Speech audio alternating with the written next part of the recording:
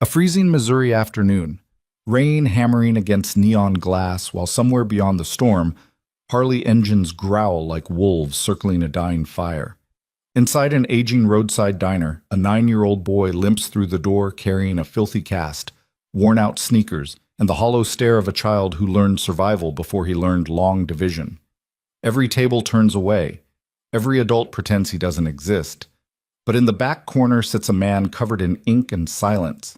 A man who has buried more ghosts than most people have met. The boy stops beside him, and what happens next will shatter everything this town has been hiding for over a year. Stay with me until the very end of this one.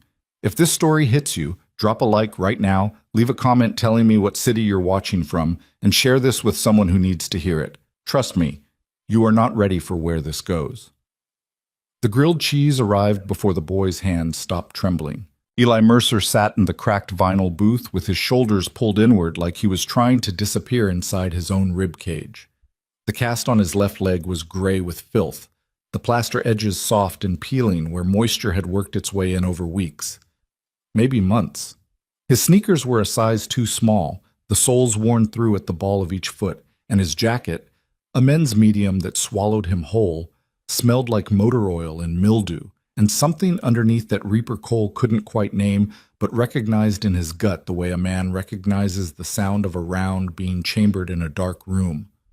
Fear. Old fear. The kind that lives in fabric. Reaper hadn't said a word since sliding the chair out. He sat with his coffee going cold, his weathered leather vest hanging open over a black thermal, the patches faded from years of wind and highway sun. His hands were scarred across the knuckles, not decorative scars, not the kind men brag about.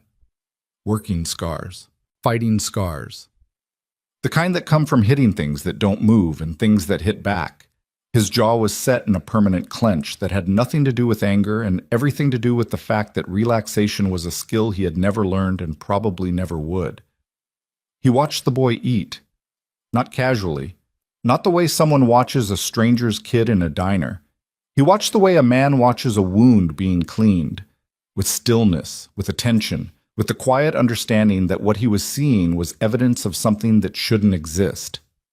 Eli ate like he was afraid the food would be taken away. He didn't chew. He tore. Small hands pulling the sandwich apart in pieces and pushing them into his mouth with the mechanical urgency of someone who had learned that meals were not guaranteed. His eyes stayed on the plate. His breathing was shallow and fast. Every few seconds his gaze flicked to the diner door like a dog tracking the sound of a chain being rattled. Outside, the storm pressed against the windows with a low moan that made the neon beer signs flicker. The parking lot was a sheet of gray water broken only by the bulk of Reaper's bike under its rain cover and the dull shapes of pickup trucks belonging to the regulars who filled the counter stools and pretended the limping boy hadn't walked through the door 5 minutes ago. That was the part that sat wrong in Reaper's chest. Not the cast, not the jacket, not the way the boy had stood in the doorway dripping rainwater onto the linoleum while every head in the room turned and then turned back. It was the turning back. Every single one of them had seen the boy. Every single one of them had made the calculation, the cost of involvement versus the comfort of ignorance, and chosen the booth, the coffee, the sports segment playing on the mounted television. The waitress had looked at Eli for a full 3 seconds before walking to refill a trucker's cup. The cook had glanced through the service window and then ducked below the line. A woman in a quilted vest had pulled her purse closer to her body, as if poverty were contagious, and Eli had absorbed all of it, not with surprise, with confirmation. This was not a boy encountering rejection. This was a boy whose entire understanding of the world had been built on it. Reaper set his coffee down. The ceramic clicked against the table louder than he intended, and Eli flinched, not a small flinch, a full-body contraction, shoulders up, chin down, hands curling protectively over the plate, and then a slow release when no blow followed. The whole sequence lasted maybe 2 seconds. To anyone else, it would have looked like a shiver.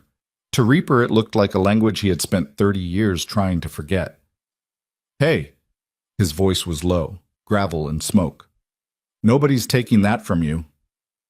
Eli's eyes came up, brown, too large for his face, wet, but not crying, dried out, like a faucet that had been wrung until nothing was left. "I know," the boy said, but his hands didn't move off the plate. The diner hummed with the sounds of ordinary life. Forks on ceramic, the hiss of the grill, a country song playing too quietly to identify from the speakers mounted above the pie case. Rain against glass. The low murmur of conversations that meant nothing, about weather and fuel prices and someone's transmission. Reaper leaned back in the booth and let the silence work. He had learned a long time ago, in places he didn't talk about, during years he didn't count, that silence was the only invitation some people could accept. Words were demands, questions were traps, but silence was a door left open without anyone standing in the frame. Eli finished the sandwich. He wiped his mouth with the back of his hand and then wiped his hand on the oversized jacket, and Reaper caught the flash of something on the boy's wrist before the sleeve fell back down. A mark. Not a bruise, too uniform, too deliberate. The kind of mark that comes from something being held too tight for too long. He filed it away, said nothing. "Thank you," Eli said. His voice was thin but precise, each word placed carefully like a kid who had learned early that saying the wrong thing had consequences.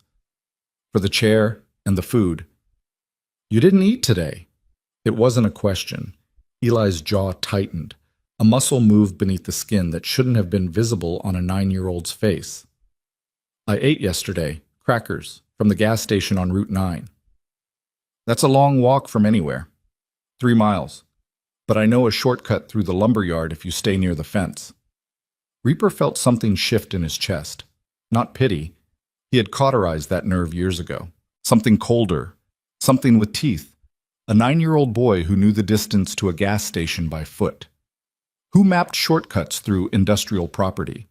Who measured his meals in days rather than hours? "Where's your people?" Reaper asked. Eli's hand went to his jacket pocket. An unconscious movement, protective, the way someone touches a wound they are trying to hide. "My uncle. He's my guardian. Since my mom—" The word caught. He swallowed it. "Since last year." "Where is he now?" "Working. He works a lot." The boy's voice changed on that word. Working. It went flat. Rehearsed. Like a line he had been told to say so many times it no longer carried meaning. "And you're out here." "He doesn't know I'm out here." Reaper studied the boy's face, the map of it, the dark circles pressed into the skin beneath his eyes like thumbprints, a small scar at his hairline, faded but irregular, the kind that comes from an edge rather than a fall. The way his shoulders sat slightly uneven, the left one hitched higher as if protecting something underneath. "Your leg," Reaper said. "How long ago?" "The cast?" "The break." Eli looked down at the filthy plaster. "I don't know. A while. Maybe 2 months." "Who said it?" "The emergency room. But we only went once. Uncle Dale said the insurance wouldn't cover follow-ups." "Has a doctor looked at it since?" The boy shook his head. The motion was small, almost imperceptible, and it carried with it a weight that no child should have been able to generate. Reaper looked at the cast again. 2 months. No follow-up. On a 9-year-old's leg. The plaster was cracked along the shin, discolored, the edges pulling away from the skin where the boy's calf had likely swelled without relief. Walking on it, 3 miles to a gas station, through a lumberyard, along a fence, would have been excruciating. And yet the boy had walked into this diner on his own 2 feet and asked for a chair with the careful politeness of someone who expected to be told no. The waitress appeared at the edge of the booth, mid-50s, hard face, eyes that had seen enough late-night shifts to recognize trouble and enough paychecks to know the cost of getting involved. "You want the check?" she asked Reaper, not looking at Eli, not acknowledging the boy at all. "Bring him another sandwich and a glass of milk." "He with you?" Reaper's eyes came up, flat, dark, the kind of look that doesn't threaten because it doesn't need to. "He's with me." The waitress left. Her shoes squeaked on the linoleum as she retreated to the counter, and Reaper caught her exchanging a glance with the cook through the window. A glance that said she knew. Maybe not the details, maybe not the full shape of it, but she knew something was wrong with this boy, and she had decided that knowing was someone else's job. Eli was watching him again. That same careful, calculating stare. "You're a biker," the boy said. "Yeah. Like a real one, not like the guys on TV." "Nothing on TV is real." "Are you dangerous?" Reaper almost smiled. Almost. The muscles in his face shifted but didn't complete the motion. "Depends on who's asking." "I'm asking." "Then no." Eli processed that. His fingers were tracing the edge of the table, following the grain of the wood with the absent precision of a child whose mind was always working, always calculating escape routes and threat levels, and the distance between himself and the nearest exit. "My uncle is dangerous," Eli said quietly. The diner noise didn't change. The country song kept playing. The rain kept falling. But something in the air between them went cold and still, like the moment between lightning and thunder when the world holds its breath. Reaper didn't move, didn't lean forward, didn't change his expression. He let the words sit on the table between them like a loaded weapon and waited for the boy to decide what to do next. Eli's hand went back to his jacket pocket. This time it came out holding something small. A keychain tag, the kind motels clip to their room keys. Faded plastic, cracked at one corner, with a room number scratched into the surface, and the name of a motel Reaper didn't recognize. The Ridgeline Motor Lodge, Room 14. The boy set it on the table between them. "I took this from his truck," Eli said. His voice was barely above a whisper now. 2 weeks ago. He was on the phone and he didn't know I was in the back seat. He was talking to someone about insurance, about my mom's insurance, about how the money comes faster if—" He stopped. His whole body went rigid, and Reaper could see the tendons in the boy's neck straining like cables under load. "If what?" Reaper asked. Eli's eyes filled, not with tears, with something worse, the flat, dead recognition of a child who has understood something too large for his mind to contain. "If it looks natural," the boy whispered. He said if it looks natural, nobody investigates. The second grilled cheese arrived. Eli didn't touch it. Reaper stared at the motel key tag on the table. His pulse was steady. Years of training had severed the connection between his heartbeat and his emotions. But beneath the stillness, something was moving. Something old and black and familiar. The same thing that had moved through him in Fallujah when he had seen what men were capable of doing to people who couldn't fight back. The same thing that had moved through him in a VA hospital parking lot 3 years later when he had sat in the dark with a bottle and a decision and chosen, for reasons he still didn't fully understand, to keep breathing.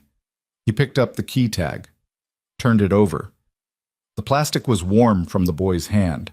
"Does anyone else know about this?" Eli shook his head. "Your teachers? Neighbors?" "Nobody listens." The boy said it without self-pity, without anger, as a fact, the way someone says the sky is gray or the road is long. "I tried telling the school nurse about my leg. She called my uncle and he told her I fell off my bike. She believed him. Everybody believes him." "Why?" "Because he smiles. He smiles all the time. He brings cookies to the school office. He coaches Little League on Saturdays. He stands in the front yard and waves at the neighbors." Eli's mouth twisted. "Nobody who smiles that much should be trusted." Reaper felt the gravity of that sentence land somewhere in his sternum. A 9-year-old boy who had decoded the architecture of a predator, not through education, through exposure, through being trapped inside the machinery and learning its gears by the marks they left on his body. He slid the key tag into his vest pocket. "I'm going to make a phone call." Eli's hand shot across the table and grabbed Reaper's wrist. The grip was desperate, the fingers thin and cold, and the boy's eyes went wide with a terror that had nothing to do with strangers and everything to do with the one person who was supposed to keep him safe. "If you call the police, he'll know. He'll know I talked. Last time someone from the school asked questions, the boy's voice broke. "He locked the garage for 4 days. I had a bucket, just a bucket." The diner buzzed around them. Someone laughed at the counter. The cook banged a pan. The television murmured scores from a game nobody was watching. And a boy sat across from a man who had seen combat in 3 countries and told him about a bucket. Reaper didn't pull his wrist away. He let the boy hold on. Let the cold fingers press into his skin until the pressure became its own kind of communication. A signal sent in the only language Eli had left. I'm not calling the police, Reaper said. Eli's grip loosened slightly. Then who? Reaper stood. His full height filled the booth frame, the patches on his vest catching the neon light. Iron Hollow MC, Sergeant at Arms. The Reaper skull on his back patch stared out at the diner with empty eyes that matched the man wearing it. Family, he said. He walked to the door, pushed it open into the rain. The cold hit him like a wall. Missouri winter cold, the kind that doesn't sting but settles into bone and stays there. He pulled his phone from his vest and dialed a number he had memorized the way soldiers memorize coordinates. One ring. Grim. The voice on the other end was quiet, patient, the kind of voice that could talk a man down from a ledge or send him off one, depending on what the situation required. Vince, I need you at the diner on Route 12. Bring Deacon and Cass. What's the situation? Reaper looked back through the window. Through the rain-streaked glass, he could see Eli sitting alone in the booth, both hands wrapped around the glass of milk like it was the only warm thing he had touched in months. A kid, Reaper said. 9 years old. Broken leg nobody treated. Bruises he's hiding. And a motel key he stole from a man who's planning something I don't want to say on a phone. Silence on the line. Not empty silence. Processing silence. The silence of a man running calculations. How long until you need us? Now. 20 minutes. The line went dead. Reaper stood in the rain for a moment longer. The water ran down his face, through his beard, into the collar of his vest. His bike sat under its cover 10 feet away, the chrome catching the fractured light from the diner sign. Somewhere down Route 12, a truck passed with its headlights cutting pale tunnels through the storm. He thought about the motel key. The Ridgeline Motor Lodge. Room 14. He thought about what a man keeps in a motel room that he doesn't keep in his house. He thought about the word natural and the way it sounded in the mouth of someone who had already made a plan. Then he went back inside. Eli was exactly where he had left him, hands on the milk, eyes on the door. The boy tracked Reaper's return the way prey tracks a predator, and it took a visible effort, a conscious softening of his shoulders, a deliberate unclenching of his jaw, for Eli to recognize that this particular predator was not his enemy. They're coming, Reaper said. Who? Men I trust. I don't trust anyone. Reaper sat down. The vinyl creaked. He looked at the boy across the table, and the dirty cast, the too big jacket, the eyes that belonged on a man 3 decades older. And he said the only honest thing he could say. You don't have to trust them. You just have to let them see what I see. Eli considered that. Rain streaked the window beside him, the water bending the neon light into shapes that moved across his face like something alive. What do you see? The boy asked. Reaper picked up his coffee. It was cold now. He drank it anyway. A kid who walked 3 miles on a broken leg in the rain to sit in a diner where nobody would help him. A kid who stole evidence from a man twice his size because he understood that nobody was coming to save him. A kid who's smarter and braver than every adult in this room. He set the cup down. That's what I see. Eli's lower lip trembled. Just once. Then it stopped, and the boy's face went still again, and Reaper recognized that stillness for what it was. Not strength, not composure, but the shutdown reflex of a child who had learned that showing emotion was an invitation for punishment. He wanted to tell the boy it was safe to cry. He didn't, because it wasn't safe. Not yet. Not here. Not with the uncle out there somewhere in the storm, driving routes, checking routines, perhaps already noticing that the boy was gone. 20 minutes. That's what Grim had said. 18 minutes now. The door opened. Not the Brotherhood. A man in a county sheriff's department jacket stepped in, shaking rain off his hat. He took a stool at the counter, ordered coffee, and nodded at the waitress with the ease of a regular. His name tag read D. Hartwell. He was heavy in the shoulders, red in the face, and he glanced at Eli the way you glance at a piece of furniture you've decided isn't your problem. Reaper watched the deputy settle in, watched him joke with the cook, watched him stir sugar into his coffee with the unhurried patience of a man who had never once in his life felt what the boy in the back booth was feeling.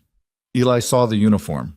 His reaction was instant and involuntary, a pulling inward, a contraction of every muscle, a sudden intense focus on the table surface, as if looking at the deputy would summon something terrible.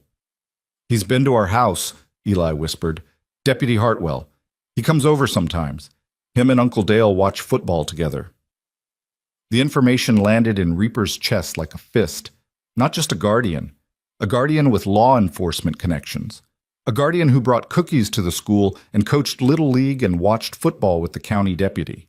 A guardian who had built a fortress of likability around himself so that every door the boy might run through was already locked from the other side. Reaper understood then, fully, completely, in the way that understanding sometimes arrives not as a thought, but as a physical sensation. Why the boy had walked 3 miles on a broken leg to a diner full of strangers instead of asking any one of the adults in his life for help. There was no one to ask.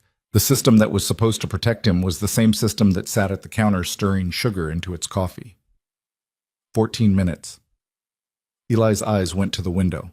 Something changed in his face, a drain of color, a tightening around the jaw, a stillness that went beyond fear into the territory of something animal and ancient.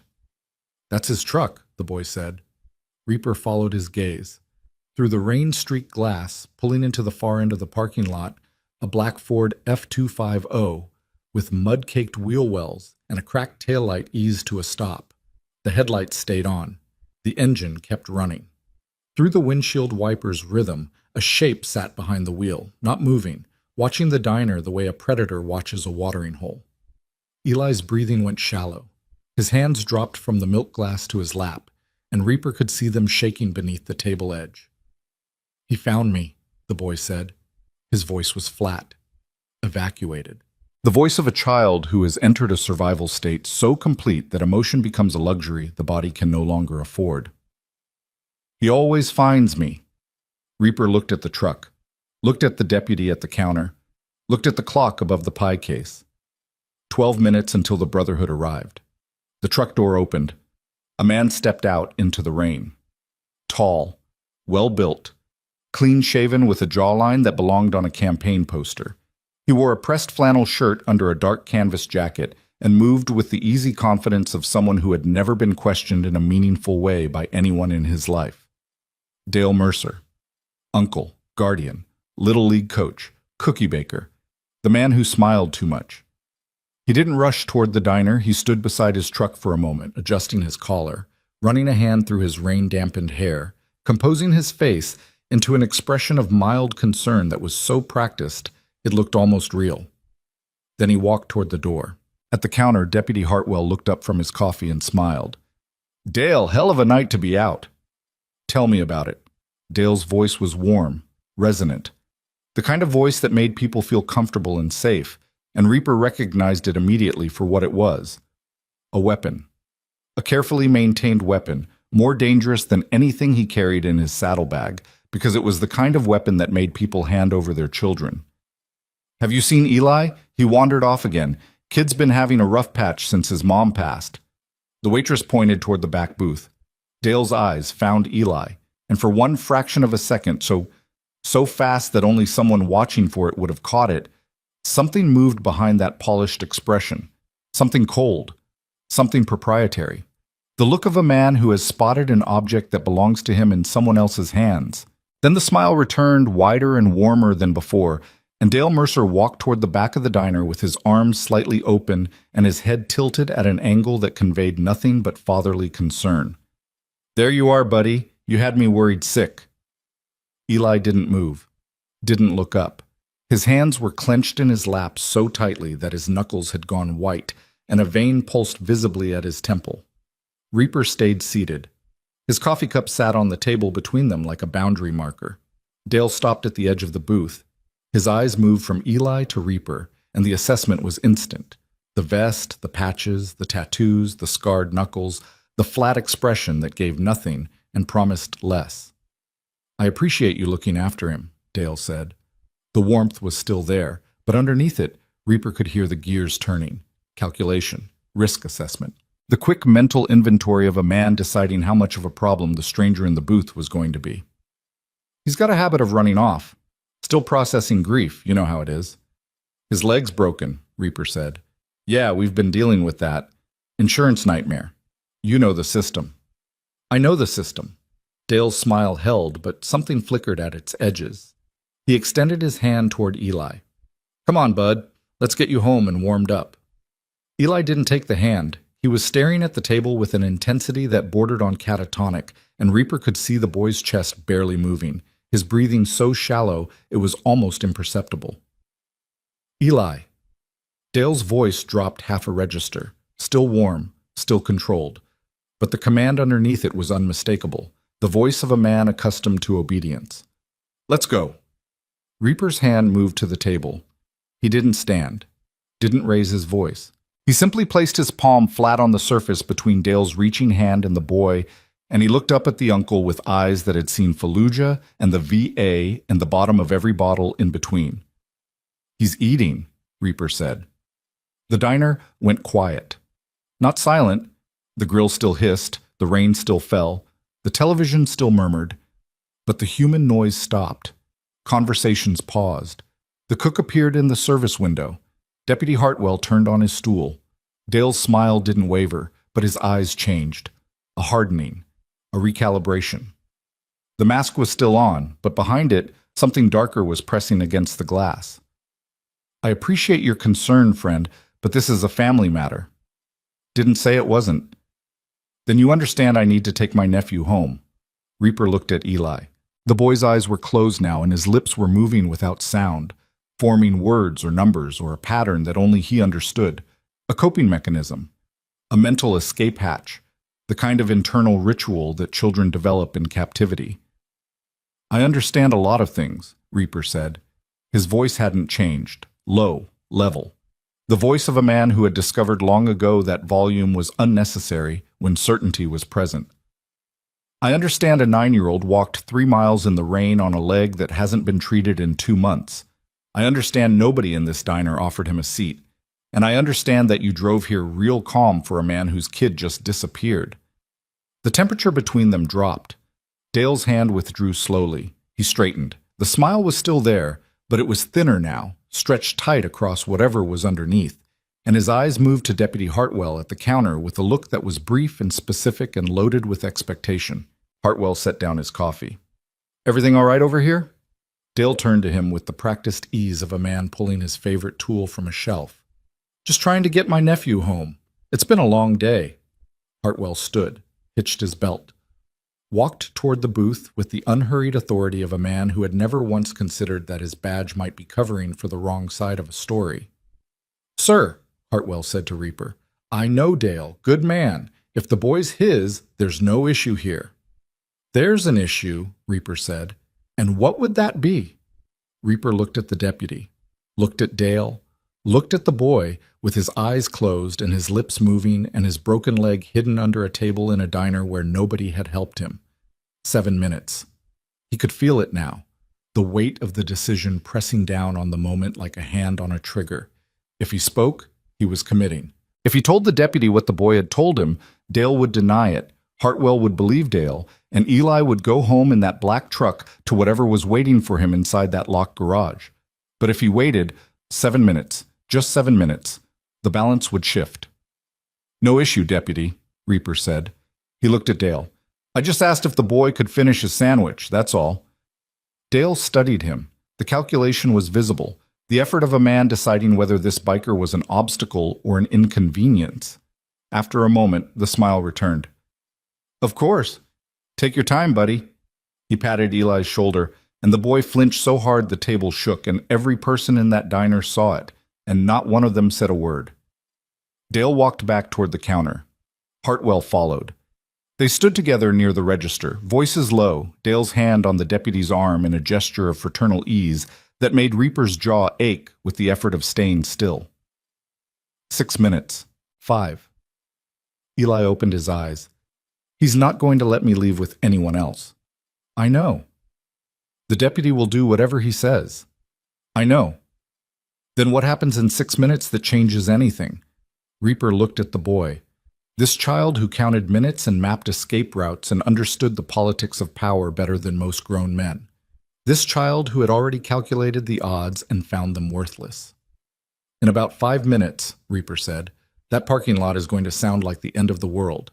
And when it does, I need you to stay exactly where you are." Eli looked at him, searching, weighing, running the math one more time. "Why should I believe you?" "Because I haven't smiled once since you sat down." Something moved behind the boy's eyes. Recognition. The smallest, most fragile thing Reaper had seen in years. The first tremor of trust in a child who had every reason to never trust again. Then the sound came, distant at first. A low growl at the edge of hearing, felt more in the chest than heard by the ears. Building, multiplying, the unmistakable harmonic of V-twin engines, not one or two, but a dozen or more, converging on Route 12 from every direction like a storm within the storm. Dale Mercer's head turned toward the window. The smile died. Deputy Hartwell's hand moved to his belt. And through the rain, through the neon-streaked darkness, headlights appeared. Pair after pair after pair, cutting through the storm like the eyes of something ancient and immovable, turning into the parking lot in a formation that was neither rushed nor casual, but carried the deliberate, unhurried weight of men who had arrived at a conclusion and had no intention of leaving without resolution. The engines cut simultaneously. 16 bikes.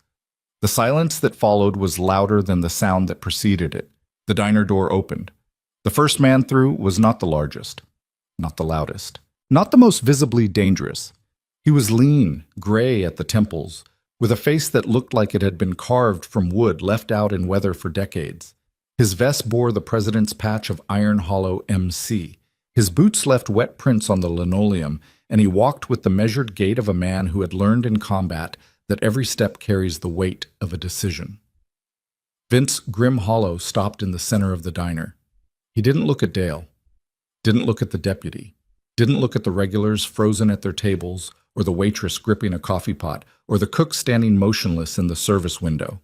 He looked at Eli, and the boy, for the first time since he had limped through that door, sat up straight. Behind Grim, the door opened again, and again, and again. Men in leather, men with scars, men whose silence carried more authority than the badge on Hartwell's belt. They filed in without a word, filling the diner with the smell of rain and engine oil and leather. And they positioned themselves with the unconscious coordination of men who had stood together in places where positioning was the difference between living and dying. Dale Mercer stood at the counter with his smile gone and his hand gripping the edge of the register, and his eyes moving from face to face to face, counting, calculating, realizing with the cold precision of a predator who has suddenly become prey that the arithmetic of this room had fundamentally changed.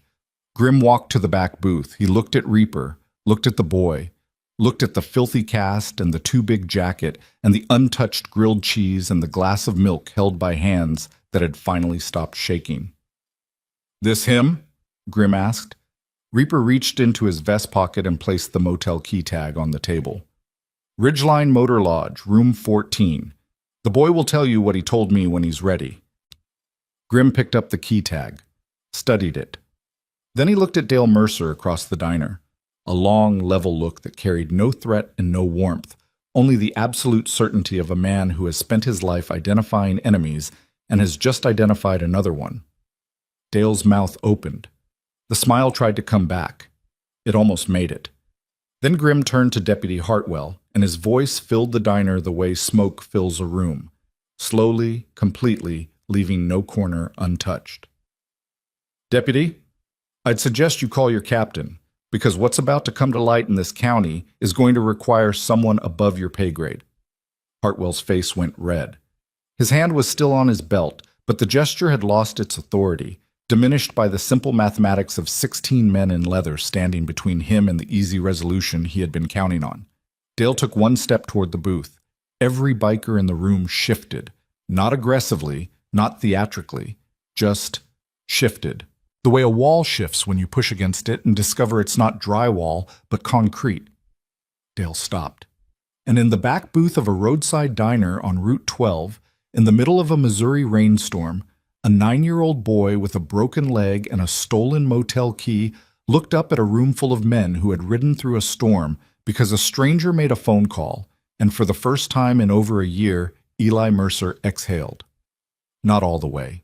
Not safely. Not yet. Because Dale Mercer was still standing in the diner with the eyes of a man who had never once lost control of a situation, and as Eli watched his uncle's face cycle through fear and rage and calculation, he saw the one thing that terrified him more than the locked garage, more than the bucket, more than the whispered phone call about making something look natural. He saw his uncle smile again, and this time the smile was aimed directly at him. The smile lasted 3 seconds. 3 seconds of Dale Mercer standing in the middle of a diner surrounded by 16 bikers, his face locked in that practiced expression of warmth and concern, his eyes calculating exit routes and leverage points and the precise political geometry of a situation that had spiraled beyond his control. 3 seconds during which every man in leather watched him, the way soldiers watch a tripwire, with absolute stillness and the understanding that what happens next depends entirely on which direction the tension breaks. Then Dale dropped the smile and did something none of them expected. He pulled out his phone and dialed. "Yeah, it's Dale. I'm at the Route 12 diner. I've got a situation with Eli." He wandered off again, and now there's a group of bikers involved. "I need you to send a unit." A pause. His voice shifted, climbing into a register of controlled distress that was so convincing Reaper felt his own pulse spike despite knowing better. "I'm concerned for his safety. These men won't let me take him home." He hung up, looked at Grim, and in the silence that followed, Dale Mercer's face rearranged itself into the expression of a man who had just played a card he believed was unbeatable. The concerned guardian, outnumbered by dangerous strangers, calling for help to protect his orphaned nephew. Grim didn't react. He stood in the center of the diner with his hands at his sides and his weight evenly distributed, and his face carrying the same expression it had carried since he walked through the door. The flat, patient neutrality of a man who had seen enough combat to understand that the first person to escalate is usually the first person to lose. "Deacon," Grim said without turning. A man near the door stepped forward, shorter than the others, built like a fireplug, with a shaved head and a beard that hung to his chest. His vest bore the secretary patch, and the pen clipped to his inner pocket was as much a part of his identity as the .45 he wasn't carrying tonight. Deacon had done 2 tours in Afghanistan and come home with a Purple Heart, a titanium plate in his skull, and a graduate degree in criminal justice that he had earned in a VA hospital bed between surgeries. "Pull everything," Grim said. "County records, school reports, medical filings, anything attached to the name Mercer in this jurisdiction."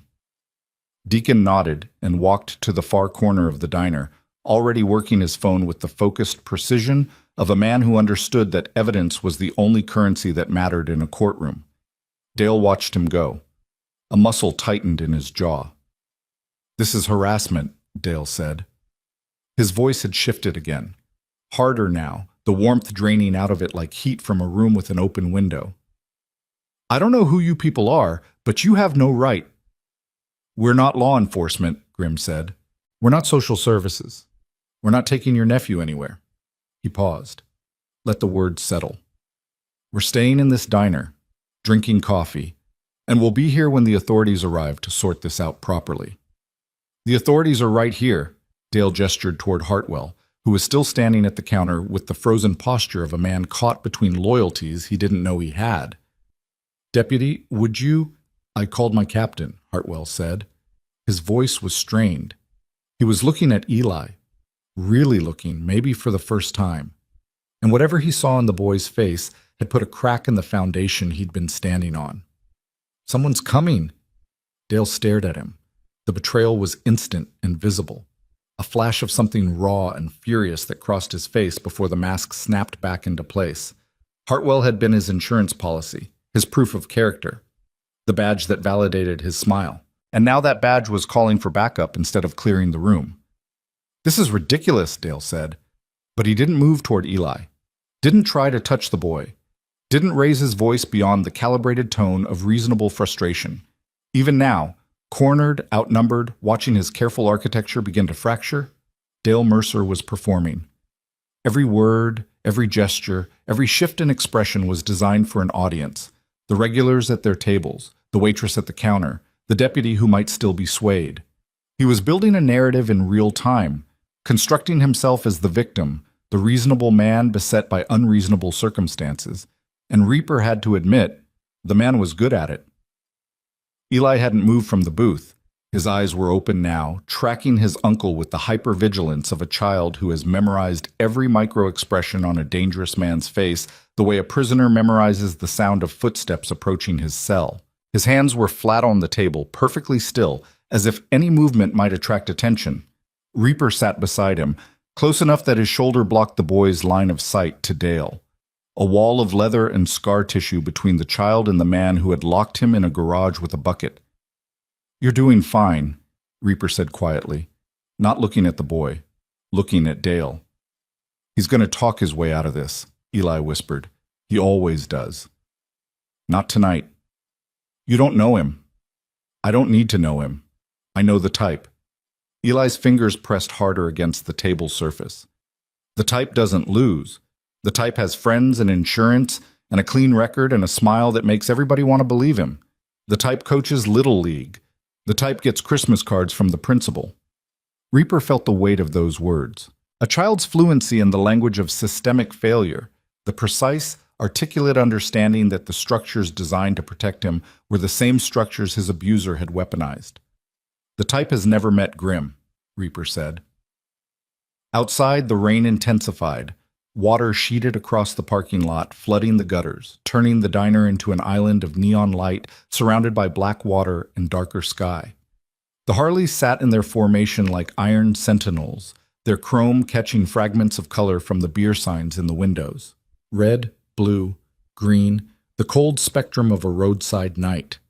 Grimm had moved to the counter, not sitting, standing with one boot on the rail and his forearms on the formica, positioned so that he could see both the front door and the back booth without turning his head. The waitress had poured him coffee without being asked. Her hands were shaking. "Ma'am," Grimm said. His voice was the same low register it always was, the voice of a man who had learned in a combat zone that calm was the most dangerous frequency. "How long have you worked this shift?" 12 years? She said it like a prison sentence.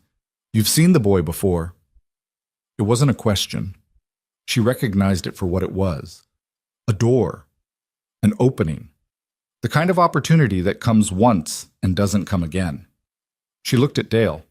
Dale was standing near the register, his phone in his hand, his thumb scrolling through contacts with the controlled urgency of a man assembling reinforcements. He didn't see her looking. "He comes in sometimes," she said. Her voice was barely audible above the rain. "After school, when it's cold, he orders water and sits in the back booth and does his homework." Orders water. He never has money. I've given him food when I can, left sandwiches by the register when Dale wasn't around. When Dale wasn't around. She looked down at her hands. Cracked skin, chipped polish on nails bitten to the quick. "He came in once last winter with his arm in a sling. Different arm than the leg. I asked him what happened and he said he fell. He always says he fell." Grimm waited. The silence did the work. "I should have called someone." Her voice broke on the word someone. "I know I should have. But Dale, he's on the town council. He coaches. He volunteers at the food bank. And the one time I mentioned to Donna at the school office that Eli looked thin, Dale was at the diner the next day, sat right at this counter, ordered pie, smiled at me the whole time." She swallowed. The smile was different that day. It was like a warning. Grimm set his coffee down. "What's your name?" "Lorraine." "Lorraine, when the captain gets here, someone's going to ask you to repeat what you just told me. Can you do that?" She looked at Dale again. The fear was visible. A physical thing that lived in her body the way it lived in Eli's, transferred through proximity and the intimate understanding of what a powerful man could do to a powerless woman in a small town where everyone knew everyone, and silence was the price of survival. "He'll destroy me," she whispered. "He'll try." Grimm reached across the counter, not touching her, just placing his hand on the formica, palm down, fingers spread. An anchor. A point of stillness in a room that was vibrating with the frequency of a dozen intersecting fears. "That's his only move," Grimm said. "Intimidation, control, making everyone around him afraid enough to stay quiet. It works until one person decides it doesn't. And once one person talks, the rest follow. That's how these things end. Not with a bang, with a voice." Lorraine stared at his hand, at the scarred knuckles. At the tattoo on his wrist, a set of coordinates that Reaper knew mapped to a location in Helmand Province where 3 men from Grimm's unit had died in an ambush that the official report described as an operational miscalculation and Grimm described as a betrayal. "Okay," she said. That single word changed the room, not dramatically. No one heard it except Grimm and the cook standing motionless behind the service window. But the cook heard it. And the cook had seen things too. And in the tight ecosystem of a roadside diner where everyone knew the unspoken rules, one person's courage had a gravitational pull that others could feel even if they couldn't name it. Dale was still on his phone. His voice had dropped to a murmur, and his body was angled away from the room in the posture of a man who believes privacy is achievable in a space where 16 men in leather are actively watching him. Reaper caught fragments, under control, and overreaction, and "you know me, Frank," the words of a man activating his network, pulling strings, leveraging the social capital he had spent years accumulating for exactly this kind of emergency. But the network had a problem. The network was designed for quiet situations. A school nurse's concern, a neighbor's suspicion, a caseworker's routine visit. Things that could be deflected with a smile and a handshake, and the implicit authority of a man who everyone believed was good because believing otherwise required confronting the unbearable possibility that they had been complicit in something monstrous. This was not a quiet situation. This was 16 Harleys in a parking lot and a diner full of witnesses, and a man with a president's patch standing at the counter talking to the waitress about things she had seen and never said. The network wasn't built for this. Cass appeared at Reaper's side. He was younger than the others, early 30s, lean as wire, with eyes that never stopped moving, and a nervous energy that manifested as a constant, almost imperceptible vibration in his hands. His patch said prospect, not a full member yet, still earning his place, but the patch didn't tell the whole story. Cass had been a CPS investigator in St. Louis for 4 years before burning out so completely that he had spent 3 months sleeping in his truck outside a VA facility before Deacon found him and brought him to the chapter. He slid into the booth across from Reaper and looked at Eli with the controlled neutrality of a man trained to assess damage without showing it on his face. But Reaper knew Cass well enough to read the tension in his neck, the way his jaw set hard against the words he wanted to say. The barely suppressed fury of a man who had seen exactly this kind of case 100 times and still hadn't learned how not to feel it. "Hey, buddy," Cass said to Eli. "I'm Cass. You don't have to tell me anything you don't want to. But I used to work in child protection, and I know how this process works. Can I ask you a few things?" Eli looked at Reaper. The question was silent but clear. "Is this safe?" Reaper nodded once. "Your leg," Cass said. "You told Reaper it's been 2 months without follow-up. Do you remember the name of the ER where they put the cast on?" "Braxton County Medical. The doctor was a woman. I don't remember her name. She had red hair." Cass made a note on his phone.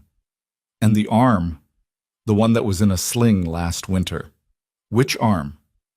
Eli's face went blank, the shutdown reflex, the steel door dropping behind his eyes. "I didn't say anything about my arm." Lorraine mentioned it, the waitress. The boy's eyes cut to the counter, to Lorraine, who was wiping the same section of Formica she had been wiping for the last 5 minutes, not looking at anyone, her shoulders trembling. "The left one," Eli said. "But it wasn't—" He said it was because I was running in the house. "Were you running in the house?" The silence that followed was so complete that Reaper could hear the grease popping on the grill. "I was running," Eli said carefully. "Away from him." Cass closed his eyes. Just for a moment. A single beat of darkness behind his lids that Reaper recognized as the professional equivalent of a scream. The controlled, internalized reaction of a man who has heard this sentence too many times and never, not once, found it any easier to absorb. "Okay," Cass said. He opened his eyes. His voice was steady, but his hands had stopped vibrating. They were perfectly still now, the way a man's hands go still when he has moved past anger into the cold, permanent architecture of resolve. "Okay, buddy, that's enough for now?" Deacon appeared at the booth. He leaned down and spoke directly into Grimm's ear, his voice too low for anyone else to hear. But Reaper saw Grimm's face change. A subtle shift, a tightening around the eyes, the micro-expression of a man who has just received information that confirms his worst suspicion and eliminates any remaining possibility of a benign explanation. Grimm straightened, walked to the center of the diner, looked at Dale Mercer, who was still holding his phone with the white-knuckled grip of a man watching his lifeboat take on water. "Dale." Grimm's voice carried the way artillery carries, not loud, but concussive. "Your nephew's medical records show 3 ER visits in 11 months, 2 at Braxton County, 1 at a walk-in clinic 40 miles outside the county. Different facilities each time, different explanations. Fall from a bike, tripped on stairs, hit by a baseball at practice." Dale's jaw tightened. "Kids get hurt. He's active. That's normal. One facility might be normal. 3 different facilities in 3 different jurisdictions is a pattern. That's your interpretation? That's the interpretation of every child welfare investigator in the country, and you know it." The room held its breath. Reaper could feel it. The molecular tension of a space filled with people who were watching the walls of a carefully constructed lie begin to crack. Dale looked at Hartwell. The deputy was standing apart from both groups now, his hand no longer on his belt, his face carrying the particular expression of a man who has just realized that the ground he's been standing on is not as solid as he believed. "Deputy, this is slander," Dale said. "They're taking private medical records, and they're public record in a child welfare inquiry," Deacon said from the corner. His voice was flat, professional, carrying the authority of a man who had spent 4 years of his life reading exactly these kinds of records. "I filed a preliminary report with the State Child Abuse Hotline 12 minutes ago. Case number assigned. An investigator from DFS will be dispatched within 72 hours, but given the circumstances, the untreated fracture, the multiple ER visits across jurisdictions, and the physical evidence on the child, I expect someone tonight." Dale's phone dropped half an inch from his ear. His composure cracked. Not dramatically, not the way it happens in movies, but in the small, specific ways that real control fractures when the thing it was controlling becomes too large to contain. A slight tremor in his hand, a rapid blink sequence, a thinning of the lips that turned his mouth into a line rather than a smile. "You can't," he started. "It's done," Deacon said. Outside, headlights swept across the parking lot. Not Harley's, a marked vehicle, blue and white, with a light bar on the roof and a county seal on the door. Behind it, a second vehicle, unmarked, dark sedan. Grimm watched them arrive with the same stillness he brought to everything. He turned to the Brotherhood. "Nobody moves. Nobody speaks unless spoken to. Let the process work." The front door opened. A woman entered first, mid-40s, sharp-featured, wearing a rain-damp blazer and carrying a leather portfolio that looked like it had been grabbed in a hurry. Behind her, a captain in a county uniform, heavier than Hartwell, with a face that suggested he had been pulled away from something he considered more important and wasn't happy about it. "Captain Briggs?" Hartwell said. The relief in his voice was audible. Briggs surveyed the room, the bikers, the boy in the back booth, Dale at the counter. He took a breath that expanded his entire chest and released it with the controlled exhalation of a man who recognized that this was going to be a long night. "Someone tell me what's happening," Briggs said. Dale moved first. "Captain, I'm Dale Mercer. We met at the Lions Club dinner last spring. My nephew wandered off tonight, and I came to bring him home.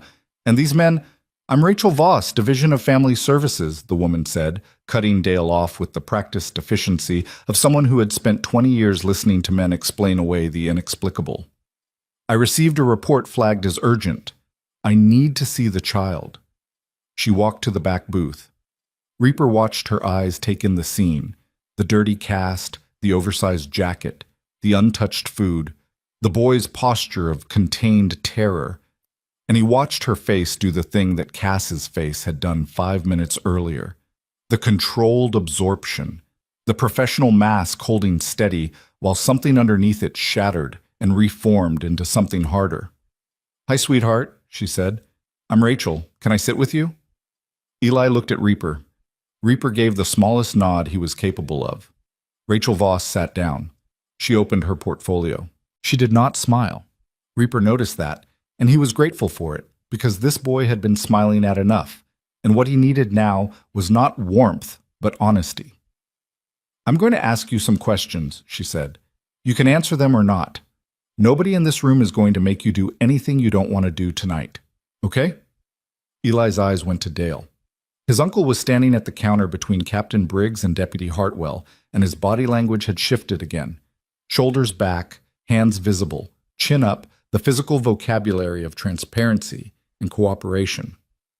But his eyes were locked on Eli with an intensity that crossed the diner like a wire drawn taut between them, vibrating with a frequency that only the two of them could hear.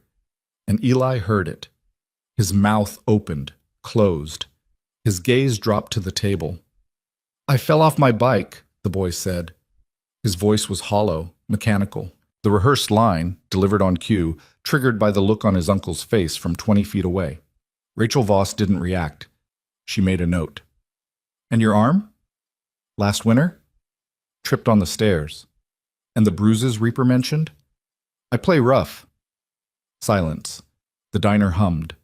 Reaper's hands were shaking under the table, not with fear, not with anger, but with the recognition that he was watching a child retreat behind a wall that had taken years of abuse to construct.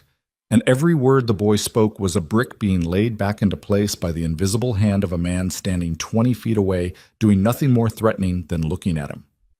This was how it worked. This was how it always worked. The abuser didn't need to be in the room.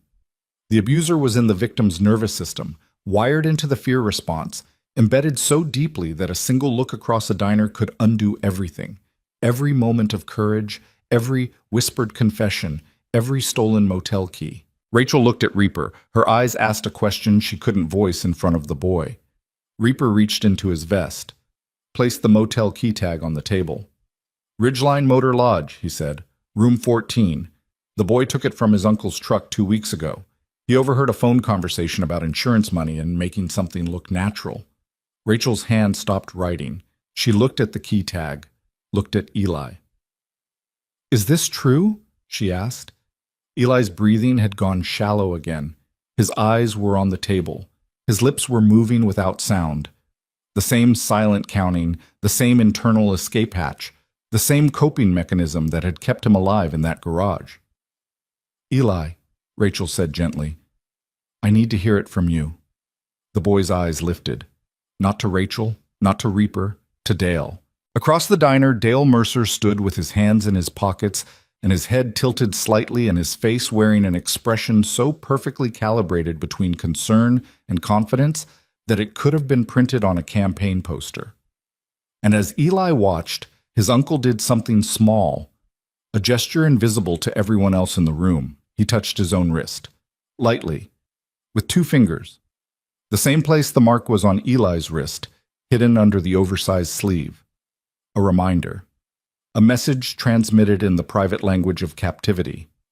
Remember what happens when you talk. Eli's whole body went rigid.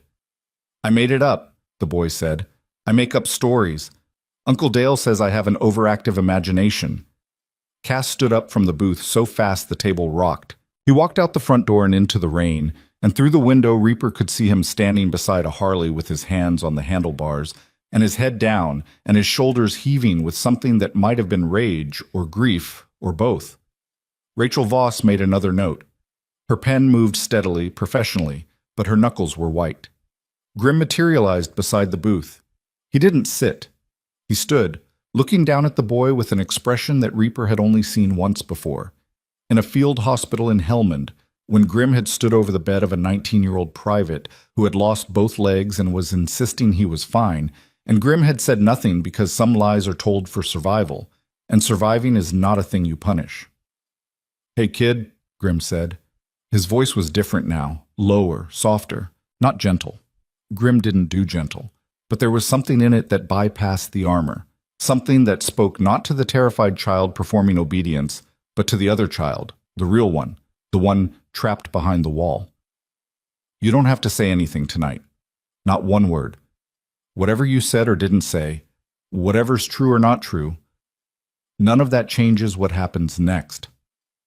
Eli looked up at him, wary, exhausted. the eyes of a child who has been offered escape before and learned that escape is just another room with the door locked from the outside. "What happens next?" the boy asked. "A doctor looks at your leg, tonight, at a hospital, with your uncle nowhere near the room, and then a judge decides where you sleep, not your uncle and not anyone in this diner." "He won't let that happen. He doesn't get a vote," Dale's voice cut across the room. "Excuse me. I have every right to be present during any medical examination of my nephew. I'm his legal guardian." Rachel Voss stood. She walked to the center of the diner and addressed both Dale and Captain Briggs with the controlled authority of a woman who had spent 2 decades navigating the precise intersection of law and violence where children's lives were decided. "Mr. Mercer, under state statute, when a child welfare report has been flagged as urgent and physical evidence of potential abuse is present, DFS has the authority to request a temporary protective hold pending medical evaluation. I'm making that request now." "This is insane. I want my lawyer." "You're entitled to counsel. The child is entitled to a medical evaluation. Those 2 things are not in conflict." Briggs looked at Dale, looked at Rachel, looked at the room full of bikers who hadn't said a word and hadn't needed to. He was making a calculation, the same calculation every person in the diner had made that night, the same calculation the waitress had made and the school nurse had made, and every neighbor who had ever watched Dale Mercer wave from his front yard had made. The cost of involvement versus the comfort of looking away. But the math was different now. The math included 16 men in leather, a formal DFS report, medical records from 3 different hospitals, and a motel key tag sitting on a table in the back booth. "Dale," Briggs said, "let them take the boy to the hospital. Get your lawyer. We'll sort this out properly." Dale's face went through a transformation that lasted less than a second but contained a lifetime. The smile, the concern, the rehearsed warmth, all of it dissolved, and what remained underneath was something that Reaper recognized from places that had nothing to do with small-town Missouri. The face of a man who has been stripped of his armor and knows it. The face of a man cornered. "Fine," Dale said. The word was flat, dead. "Fine. Take him." He looked at Eli one more time. The boy flinched. Dale walked to the door, opened it, stepped into the rain. His truck started and the headlights swept across the parking lot as he backed out and pulled onto Route 12, the taillights shrinking into the storm until they were gone. Grim watched the truck disappear. His face gave nothing away, but Reaper had known him long enough to read the microtension in his stance. The slight forward lean, the way his weight settled onto the balls of his feet. The posture of a man who knew that a cornered predator was infinitely more dangerous than a comfortable one. "Cass," Grim called toward the door. "Ride with Rachel to the hospital. Stay with the boy." Cass came back inside. His face was rain-soaked and drawn, but his hands were steady again. He looked at Eli and managed something that wasn't quite a smile, but carried the same weight. "Ready to get that cast off, kid?" Eli didn't answer. He slid out of the booth slowly, his broken leg dragging, and stood in the center of the diner looking at the bikers who surrounded him. These men in leather and scars and silence who had appeared out of a storm because someone made a phone call. "He'll come to the hospital," Eli said. Not a question. "He won't get near you," Cass said. "You don't understand." The boy's voice was steady but thin, stretched to its breaking point. "He doesn't come himself. He sends people. He has friends everywhere. The deputy, the school, the emergency room. There's always someone watching for him." The room absorbed that, the full specific horror of a 9-year-old who had mapped his abuser's surveillance network with the precision of a prisoner who has spent years studying the guard rotations. Grim looked at Deacon. A silent exchange, the kind that passes between men who have operated together under conditions where a misunderstood glance can cost a life. Deacon nodded once. "We'll have men at the hospital," Grim said to Eli. "Not inside, outside, in the parking lot, on the street. You won't see them, but they'll be there." "For how long?" "As long as it takes." Eli looked at him the way a man looks at a map of territory he desperately wants to believe in, but has been lied to about before. "People say that," the boy said. "And then they leave." Grim crouched down. Not kneeling, crouching, the combat squat of a man who lowers himself without surrendering his ability to stand. He was eye level with Eli now, and the boy could see the lines in his face, the scars that ran like rivers through terrain that had been reshaped by decades of weather and war. "I'm not people," Grim said. Rachel Voss touched Eli's shoulder, lightly. The boy didn't flinch, not because the fear was gone, but because his body had exhausted its capacity for flinching. He followed her toward the door, limping, the filthy cast dragging across the linoleum, and as he passed Reaper's booth, he stopped. "The motel key," Eli said. "Room 14. He goes there on Thursdays." "We know. There's a lockbox under the bed.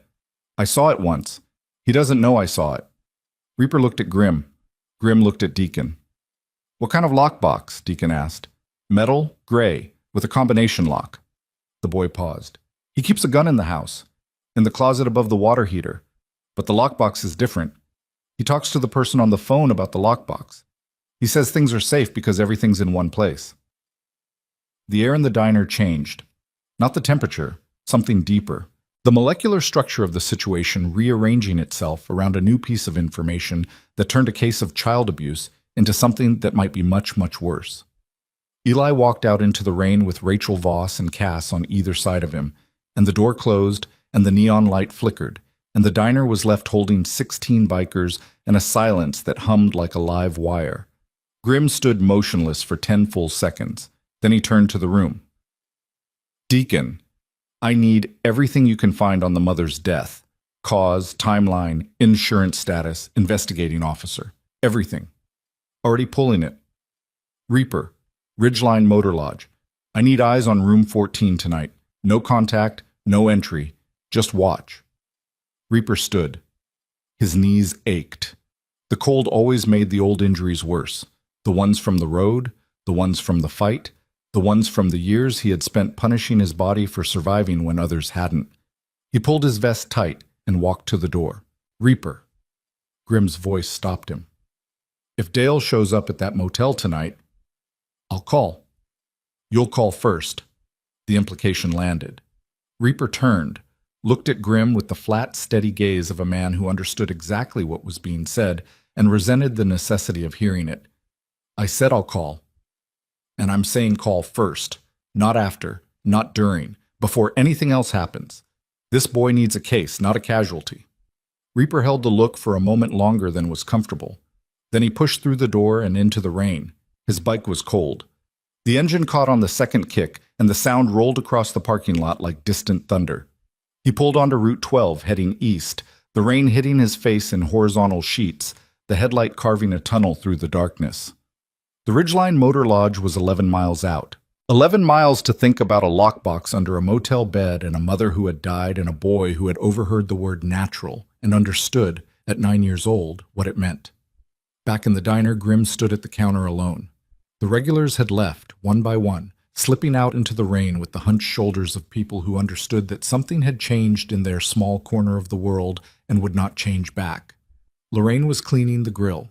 The cook had gone home. Hartwell sat on his stool staring into a cup of coffee that had gone cold an hour ago. Deacon approached with his phone. His face was different now, harder, older, carrying something that Grim recognized from battlefields. "The mother," Deacon said, "Margaret Mercer, died 14 months ago. Official cause: accidental prescription drug overdose. Oxycodone combined with benzodiazepines, investigated by county sheriff's office. Case closed in 6 weeks. Who signed off?" Deacon looked at Hartwell. Grim followed his gaze. Hartwell felt their eyes. Looked up. The color drained from his face. "The investigating officer," Deacon said, "was Deputy Dennis Hartwell." The coffee cup in Hartwell's hand began to rattle against the saucer. A small, involuntary vibration that traveled up his arm and into his shoulder and settled in the base of his skull, where the truth lives when the body can no longer keep it locked away. "I didn't," Hartwell started. "It was ruled accidental. The coroner signed off. There was no evidence of—" "There's evidence now," Grim said. He pulled the motel key tag from his pocket, set it on the counter between them. The faded plastic caught the neon light, and the room number, 14, glowed like a small, terrible answer to a question that nobody in this county had bothered to ask. Hartwell stared at it. His mouth opened and closed. His hand went to his badge and then dropped away, as if the metal had burned him. "You closed the investigation on a mother's death in 6 weeks," Grimm said. "A mother whose brother-in-law took custody of her son. A brother-in-law who has been breaking that boy's bones ever since. And now there's a motel room with a lockbox that a dead woman's son knows about because he heard his uncle discussing how to make something look natural." Grimm leaned forward. "So here's the question, Deputy, the only question that matters tonight. When you closed that case, was it because you didn't see the evidence or because you chose not to look?" Hartwell's face collapsed, not dramatically, quietly, the way a structure fails when the last supporting beam gives out, a slow internal crumbling that shows on the surface as a kind of terrible stillness. "Didn't know," he whispered. "That's not what I asked." The rain pounded against the windows. The neon flickered. Somewhere on Route 12, a Harley engine growled through the storm toward a motel where a gray metal lockbox sat under a bed in room 14, holding secrets that a dead woman might have taken to her grave if her 9-year-old son hadn't been brave enough to steal a key. Hartwell put both hands flat on the counter. His shoulders dropped. The last resistance left his body like air leaving a tire. "Dale asked me not to dig," Hartwell said. "He said it would traumatize the boy. Reopen the wound. He was so convincing. He cried. He sat in my office and cried about his sister-in-law and how he wanted to protect Eli from more pain." The deputy's voice cracked. "I believed him. I wanted to believe him. It was easier." "Easier," Grimm repeated. Hartwell looked up. His eyes were red. "What happens to me?" Grimm picked up the key tag and placed it back in his vest. "That depends entirely on what you do in the next 12 hours. Somewhere east on Route 12, Reaper's headlight found the Ridgeline Motor Lodge, a sagging L-shaped building with a gravel lot and a vacancy sign that buzzed with dying neon. He killed the engine 50 yards back and walked the rest through the rain, his boots sinking into mud, the cold working through his leather like a living thing. Room 14 was at the far end. Dark window, no vehicle in front. He found a position behind a dumpster with a clear sight line to the door and the parking lot entrance. He settled in. Let the rain soak him. Let the cold take root. And waited. At 11:47 p.m., headlights appeared on the access road. A black Ford F250 with mud-caked wheel wells and a cracked taillight pulled into the lot and parked directly in front of room 14. Dale Mercer stepped out. He was carrying a duffel bag.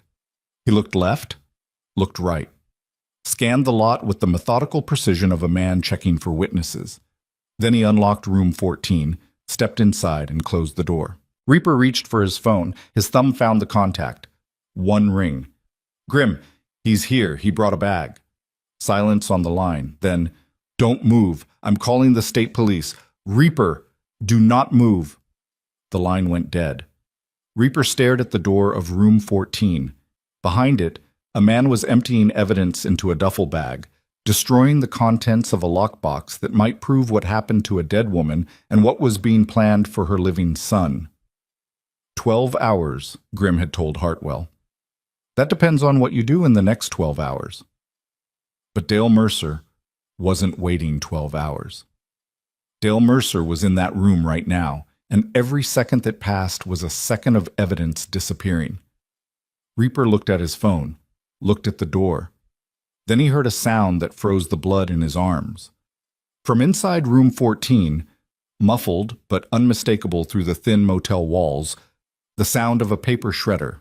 And Reaper Cole, Sergeant-at-Arms of Iron Hollow MC, a man who had followed orders in 3 combat zones and promised Grimm he would call first, stood in the rain behind a dumpster and made a choice that would change everything.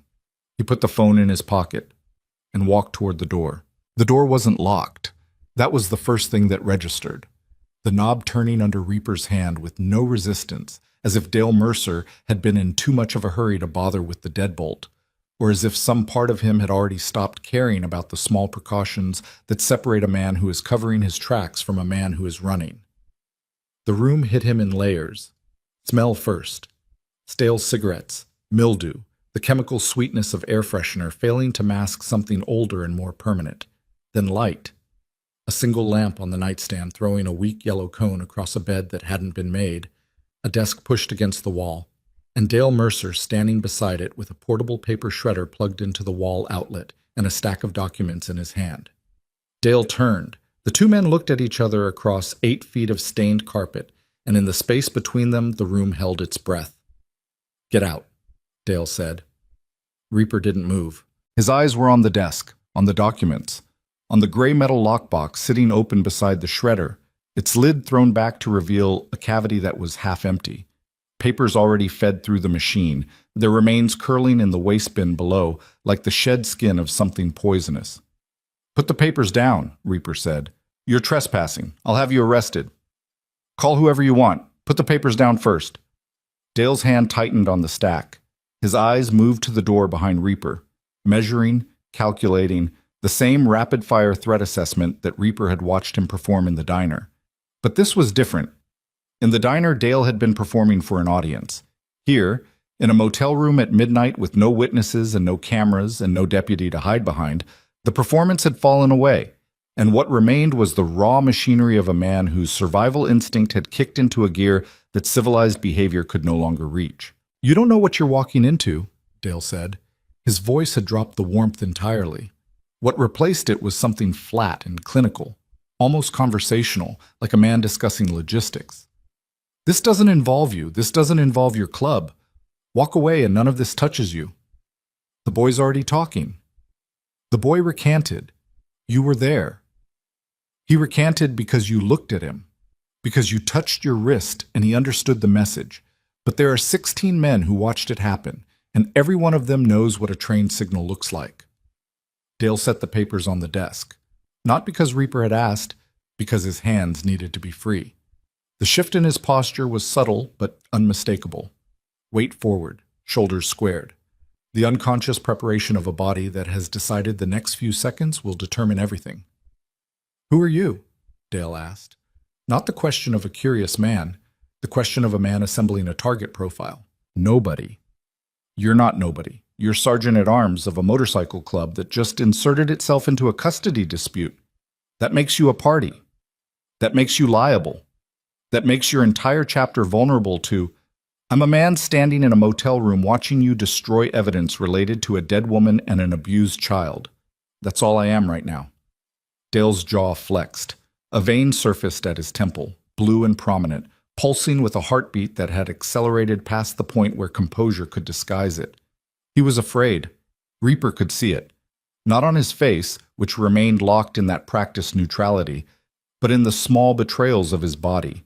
The sweat on his upper lip despite the cold. The slight tremor in his left hand. The way his eyes kept cutting to the lockbox, then back, then to the lockbox again, as if the contents were a wound he needed to cover. "What's in the box?" Reaper asked. "Legal documents, insurance paperwork, my sister-in-law's estate records. Nothing that concerns..."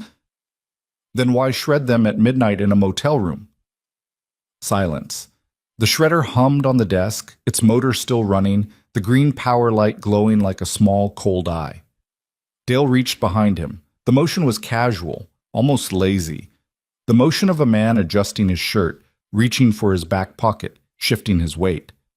But Reaper had spent enough years in enough dark rooms to recognize the geometry of a man reaching for something he doesn't want you to see. "Hands where I can see them." Dale stopped. His hand was behind his back, fingers wrapped around something at his waistline, and the two men stood frozen in a tableau that Reaper had lived through before in different countries with different faces, but always the same essential architecture. Two men, a weapon that may or may not exist, and the 2-second window in which everything is decided. "Bring that hand forward empty," Reaper said, "or bring it forward however you want and find out what happens." Dale's eyes searched Reaper's face for the bluff. They didn't find one. His hand came forward. Empty. But Reaper had seen the outline, the slight bulge at the small of Dale's back, visible now that the man's jacket had shifted. A handgun, compact, tucked into the waistband. "That the same one you keep in the closet above the water heater?" Reaper asked. "Or is that a different one?" Something flickered behind Dale's eyes. The recognition that the boy had told them more than he'd realized. The understanding that the careful compartments of his life, the house, the motel, the lockbox, the gun, the insurance, the smile, were being dismantled by a 9-year-old who had been paying attention from inside his cage. Eli doesn't know Eli knows everything. That's what you never figured out. You locked him in a garage and thought you were containing him, but you were teaching him. Every conversation you had on the phone, every trip to this motel, every name, every number, every detail, he heard it all. He mapped you. A 9-year-old boy mapped every piece of you, and you never noticed because you were too busy believing that a child in a cage couldn't be dangerous. Dale's composure cracked. It was small. A fissure, not a break. But in that fissure, Reaper saw the true face for the first time. Not the smile, not the coach, not the cookie-baking, yard-waving Lions Club model citizen. The face underneath all of that, tight, calculating, devoid of warmth, the face of a man who had been running equations on other people's lives for so long that he had forgotten those lives were real. "You're making a mistake," Dale said quietly. "A very serious mistake." "I've made worse. Not like this." Dale's voice had changed again. Lower. More controlled. The voice of a man who has stopped performing and started negotiating. "You have no idea what's in this box? No idea what it connects to. You think this is about a boy with a broken leg. You think this is about bruises and a neglected cast and a locked garage. Tell me what it's about." Dale looked at the lockbox, at the papers, at the shredder still humming on the desk, and something moved across his face that Reaper hadn't expected. Not fear, not anger, but resignation. The exhaustion of a man who has been holding too many walls in place for too long and has just felt the last one begin to give. "Margaret didn't die of an overdose," Dale said. The room contracted. Reaper felt the words land in his sternum like a round hitting Kevlar, absorbed, but the impact traveled through his whole body. "What did she die of?" "She died because she found out what I found out. And I handled it wrong. I handled all of it wrong." Dale sat down on the edge of the bed. The motion was sudden, graceless. A man whose legs had decided independently that standing was no longer sustainable. He put his hands on his knees and stared at the carpet between his boots, and Reaper watched the architecture of a monster rearrange itself into something he didn't recognize and didn't trust. "Don't sit there and tell me a story," Reaper said. "I've heard your stories. The whole town has heard your stories. This isn't a story." "Then what is it?" Dale looked up. His eyes were different now. Not the polished warmth, not the cold calculation, but something raw and wounded that Reaper's gut told him to distrust on principle because men like Dale Mercer weaponized vulnerability the way other men weaponized fists. "Margaret was married to my brother, Paul. He died in a construction accident 6 years ago. I-beam failure, 3 men killed, the company settled out of court. Big settlement, 7 figures. Margaret was the beneficiary. I didn't ask about your brother. You need to hear this. After Paul died, Margaret started getting calls from the insurance company's legal team. Not the settlement people, a different division. Internal audit. They were investigating whether the I-beam failure was actually accidental or whether the construction company had falsified inspection reports. Reaper said nothing. He let the silence work. Margaret dug into it. She was smart. Smarter than anyone in this town gave her credit for. She started pulling inspection records, maintenance logs, subcontractor agreements. She found discrepancies, forged signatures, a pattern that went back years. The construction company, Halcyon Industrial, had been using substandard materials on state-funded projects and paying county inspectors to sign off on them. County inspectors. 3 of them, all in the same jurisdiction, all connected to the same network of local officials who approved the contracts. Reaper felt the shape of the thing expanding. What he'd walked into thinking was a child abuse case, a man beating his nephew, a lockbox with insurance papers, was something larger, something with roots that went deeper than a motel room in rural Missouri. Margaret was going to report it, Dale continued. She had documents, physical copies. She'd been collecting them for months, keeping them away from digital records because she didn't trust email, didn't trust cloud storage, Didn't trust anything that someone could delete remotely. The lockbox. Dale nodded. I was supposed to protect them. After she told me what she'd found, she asked me to hold the documents because she was afraid someone had been in her house. Small things, drawers open, her computer wiped, a window left unlocked that she was certain she'd locked. She was paranoid, I thought, grieving, unstable. But she wasn't. She was right about everything. 2 weeks after she gave me the documents, she was dead. Oxycodone and benzodiazepines. The coroner called it accidental. Hartwell closed the case in 6 weeks. Dale's voice flattened. And I sat in my kitchen holding a box full of evidence that proved my brother was killed by corporate negligence and my sister-in-law was killed for finding out about it, and I did nothing. Nothing. I was scared. The people she was investigating, they weren't just a construction company. Halcyon Industrial has contracts with the state. Their board includes a former county commissioner, a retired state senator, and the brother-in-law of the sitting prosecutor. Margaret didn't just find corruption. She found the machinery that runs this county. Reaper looked at the shredder, at the half-empty lockbox, at the documents still sitting on the desk. So you took custody of the boy. You took the evidence. And instead of going to the state attorney general or the FBI or anyone who could have done something with it, you hid in this motel room for 14 months and you beat a 9-year-old child. Dale's head came up. I never... 3 ER visits, 2 broken bones, bruises on his wrists, a locked garage, 4 days with a bucket. Don't sit there and tell me you never. The mask tried to come back. Reaper watched it struggle onto Dale's face like a man pulling on a shirt that no longer fits. The smile, the concern, the practiced humanity, but it couldn't hold. The muscles wouldn't cooperate. The face had been worn too thin by the effort of a year spent pretending, and now, in a motel room at midnight with no audience to perform for, the pretending had become physically impossible. I was falling apart, Dale said. The pressure. Holding those documents, knowing what they proved, knowing that the people who killed Margaret knew she had copies somewhere and were looking for them. I couldn't sleep. I couldn't work. I was drinking. And Eli was there, every day, looking at me with Margaret's eyes, asking questions, always asking questions. He's 9 years old.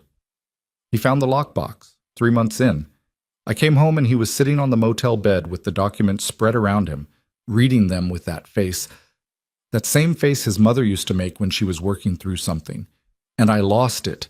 I grabbed him. Dale stopped. His hands were shaking. Not the controlled tremor of a man performing distress. The uncontrollable vibration of a body that has run out of mechanisms for containing what's inside it. That was the first time. I told myself it was the pressure, the fear, that I was protecting him by keeping him quiet, because if Halcyon found out the boy knew about the documents, you were protecting yourself. Yes. The word hung in the room like gunpowder waiting for a spark. Reaper stood in the doorway of room 14 with the rain soaking his back and the cold working through his leather and the full weight of what he had just heard settling into his bones like concrete. Not a simple monster. Not the straightforward predator he had profiled in the diner. The smiling abuser, the cookie-baking sociopath, the man who killed for insurance money. Something worse. Something more complicated. A coward. A man who had been given evidence of murder and corporate conspiracy and had responded by collapsing inward, by drinking, by turning his terror and his guilt and his paralysis into violence against the only person in his life who couldn't fight back. Not evil. Broken.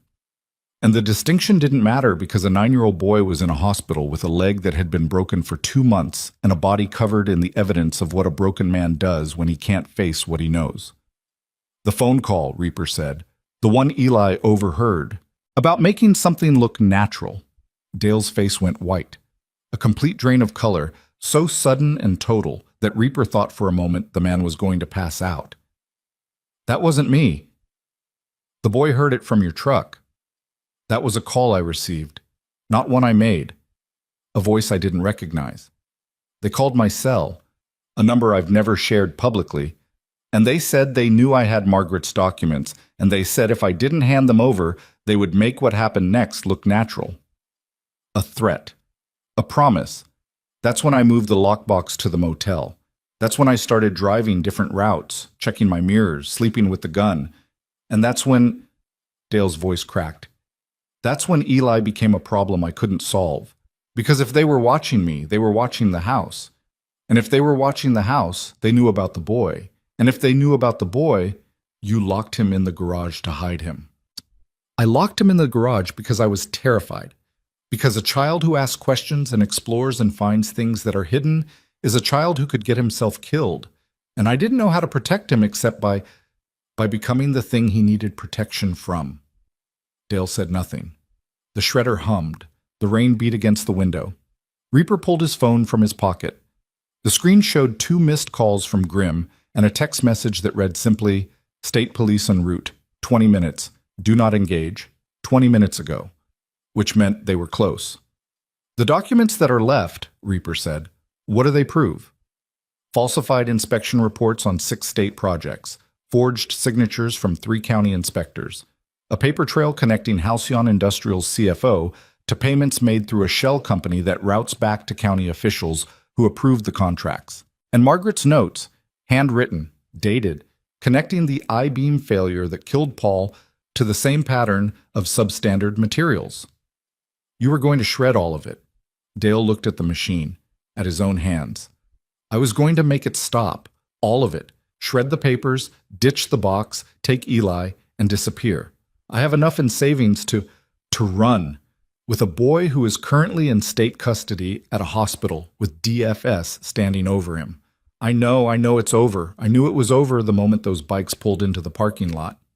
Reaper looked at the lockbox, at the remaining documents, at the shredded remains in the waste bin. Half of Margaret Mercer's evidence was gone, destroyed in the 15 minutes between Dale's arrival and Reaper's entry. Whatever was left might be enough, or it might not, and the portion already destroyed might have been the portion that mattered most. He thought about calling Grimm, telling him what he'd found, letting the process work the way Grimm always insisted it should work, through evidence, through channels, through the machinery of a system that, despite its failures, was the only thing standing between order and the kind of chaos that men like Reaper had seen enough of to last several lifetimes. Then he thought about the boy, the bucket, the 4 days. He picked up the remaining documents from the desk, didn't look at them, placed them back in the lockbox and closed the lid. "You're going to sit on that bed and not move until the state police arrive." "And if I don't?" Reaper looked at him, just looked. The same flat, empty, bottomless look he had given Dale in the diner. The look that carried no threat because the threat was so total and so absolute that articulating it would have diminished it. Dale sat. Reaper took the lockbox to the doorway, stood with his back against the frame, one eye on Dale and one on the parking lot. He pulled out his phone and called Grimm. "I'm in room 14. The silence on the other end was worse than shouting. A full 3 seconds of nothing. The void of a man processing the fact that his sergeant-at-arms had done exactly what he'd been told not to do. "Is he alive?" Grimm asked. "He's sitting on the bed." "Did you touch him?" "No." "What's in the room?" "A lockbox, documents. Half of them are shredded. The other half connects a company called Halcyon Industrial to falsified building inspections, the death of the boy's mother, and a network of county officials who have been approving fraudulent contracts for years." Silence again. Longer this time. "This isn't a child abuse case," Grimm said. "No, it's not." "State police are 4 minutes out. You need to be outside that room when they arrive. Outside with your hands visible, and nothing in them that shouldn't be there." "The lockbox. Leave it in the room. Don't touch the documents. Don't touch the shredder. Don't touch anything else. Get out and stand in the rain and wait." Reaper looked at Dale. The man hadn't moved. He sat on the edge of the bed with his hands on his knees, staring at the floor, and the resignation in his posture was so complete that it had the quality of a physical substance, something you could hold in your hands and feel the weight of. "Grimm." "Yeah." He said someone threatened him, a phone call, an unknown number, told him to hand over the documents or they'd make what happened next look natural. Same phrase the boy overheard. "When?" "Months ago. He's been running since then, sleeping with a gun, driving different routes. The abuse escalated after the threat. He was trying to keep the boy quiet because he was afraid whoever killed Margaret would come for Eli. That doesn't excuse. I know it doesn't. I'm telling you what he said. And you believe him? Reaper watched Dale's hands. The tremor was still there, constant, involuntary, the kind that comes not from a performance, but from a nervous system that has been running on adrenaline and cortisol for so long that the wiring has degraded. I believe he's afraid, Reaper said. I believe the fear is real. What he did with that fear is unforgivable. Get out of the room, now! Reaper set the lockbox on the desk beside the shredder, stepped backward into the rain. The cold hit him like a second skin, and he stood in the gravel lot with his hands at his sides and his phone in his pocket, and his heart doing something it hadn't done since Fallujah, beating not with the steady rhythm of a man in control, but with the arrhythmic stutter of a man who has walked into something bigger than he can hold. Headlights appeared on the access road. 2 vehicles, state police cruisers, moving fast, their light bars dark, but their speed unmistakable. They swung into the lot and stopped in a V formation that blocked the exit, and doors opened, and men in gray uniforms stepped out with the efficient precision of officers who had been briefed on what they were walking into and had decided it was serious enough to arrive in force. The first trooper approached Reaper, young, tense, hand near his sidearm. Are you the one who called this in? My club president called it in, Vince Hollow. I'm the one who's been watching the room. Is the subject inside? Sitting on the bed.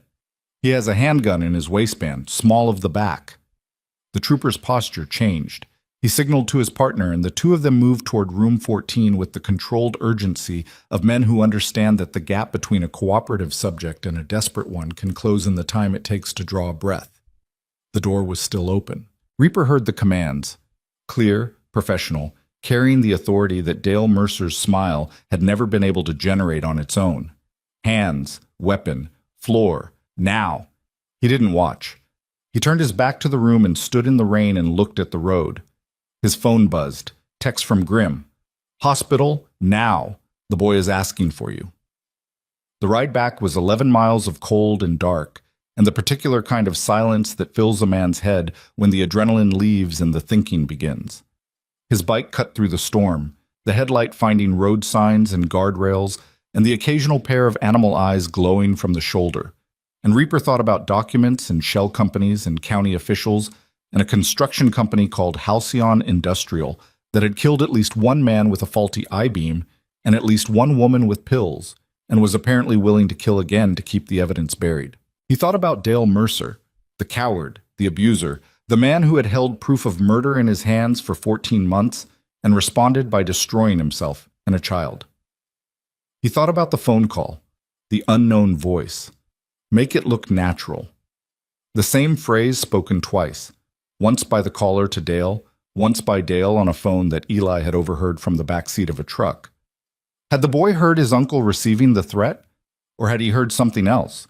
Dale repeating the threat to someone, passing the message along, negotiating, collaborating.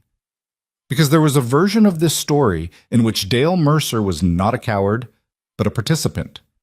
A man who had joined the conspiracy after the threat, who had agreed to hand over the documents in exchange for safety, who had been shredding them not to run but to comply. A man whose abuse of Eli was not the byproduct of fear, but the deliberate suppression of a witness. Reaper didn't know which version was true, and that uncertainty sat in his chest like a stone. The hospital appeared through the rain, a low complex of fluorescent-lit buildings on the edge of the county seat, its emergency entrance marked by red crosses and the revolving lights of an ambulance idling in the bay. Reaper parked near the far end of the lot, where 3 other Harleys sat in a row, their chrome dulled by rain and their saddlebags locked tight. Cass met him at the entrance. The younger man's face was drawn, hollowed out by hours of fluorescent light and the particular exhaustion that comes from sitting with a traumatized child while the system grinds through its procedures. He won't talk to anyone, Cass said. Rachel's been with him for 2 hours. The doctor did the exam. The leg's bad, Reaper. The bone is healing wrong. They're going to have to re-break it and set it properly. He asked for me? He asked for the man who didn't smile. Something moved in Reaper's chest, deep, in a place he had spent years sealing off with concrete and whiskey and miles of empty highway. They walked through corridors that smelled of antiseptic and old coffee and the particular brand of institutional sadness that clings to hospitals after midnight. The fluorescent hum, the distant beeping, the squeak of rubber soles on polished floors. A trooper stood outside a closed door. Cass nodded at him, and the trooper stepped aside. Eli was in the bed. The filthy cast was gone, replaced by a temporary splint and layers of clean white bandaging that made his small leg look even smaller.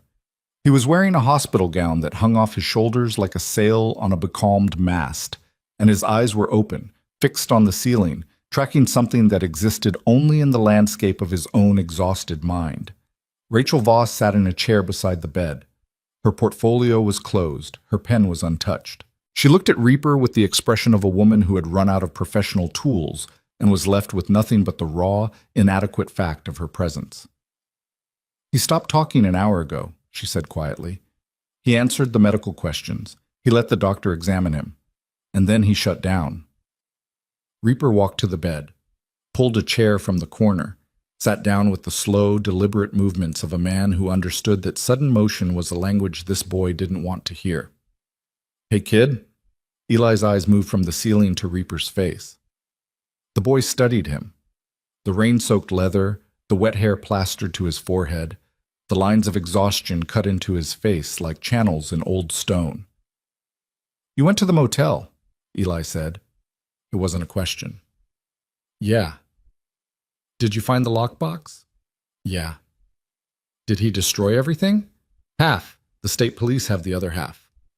Eli absorbed that. His face didn't change.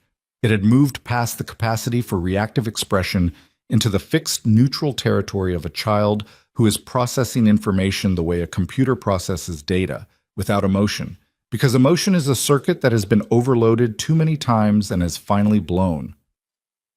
"My mom collected those papers," the boy said. "She worked on them at the kitchen table after I went to bed. I could hear the printer from my room. She was trying to prove something about how my dad died." Reaper said nothing, waited. "She told me once that my dad didn't die in an accident.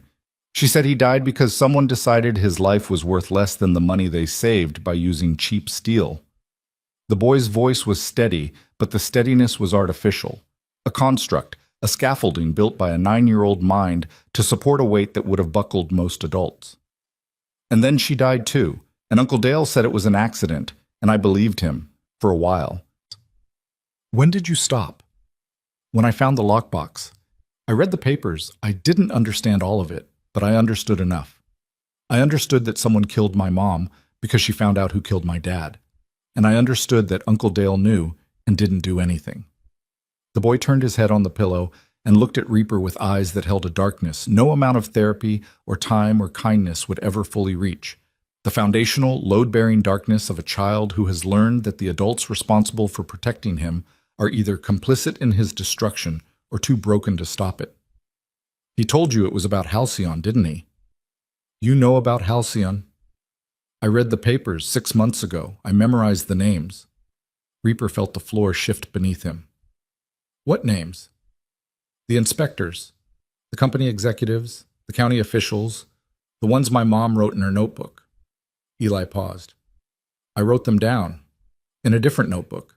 And I hid it somewhere Uncle Dale will never find it." "Where?" The boy almost smiled. Not quite. The muscles moved, the intention was there, but the expression couldn't complete itself, arrested by a body that had forgotten how to perform anything except fear and stillness. "You're the only person I've told about the lockbox, about the phone call, about the motel, and you didn't sell me out. So I'll tell you where the notebook is." The boy's eyes held Reaper's with an intensity that belonged to a field commander, not a fourth grader. "But I need something first." "What?" "I need to know that the men on the motorcycles aren't going to disappear. I need to know that when this gets hard, and it's going to get hard, because the people my mom was investigating have enough money to make anything go away, I need to know that someone is going to stay." Reaper looked at this boy. This shattered, brilliant, impossible boy who had survived a locked garage and a broken leg and the murder of both his parents, and had responded not by breaking, but by building a map of his enemy's network, building a backup of the evidence, building a survival strategy that rivaled anything Reaper had seen in a combat zone. "I can't promise you everything," Reaper said. "I can't promise the system works. I can't promise the right people go to jail. I can't even promise you'll be safe tomorrow." "Then what can you promise?" Reaper leaned forward, his elbows on his knees, his scarred hands hanging between them, the rain still dripping from his hair onto the hospital floor. "I can promise that every time you look out a window, there will be a Harley parked somewhere you can see it. I can promise that no one gets to you without going through men who don't go down easy. And I can promise that if you give me those names, I will burn every one of them to the ground through the only system that matters. Not fists, not guns, but a courtroom with a federal judge and a jury of 12 people who don't owe Halcyon Industrial a single thing." Eli stared at him, weighing, calculating, running the algorithm that a year of captivity and 2 dead parents had installed in his operating system. The algorithm that measured every person against every betrayal and determined with cold precision the probability that this man, this scarred and rain-soaked biker, would do what he said.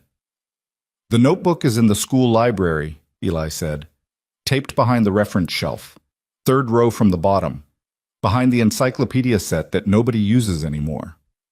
Reaper stood. His body ached. The cold, the hours, the weight of what he now carried. He walked to the door. "Reaper." He turned. "My uncle told you someone threatened him.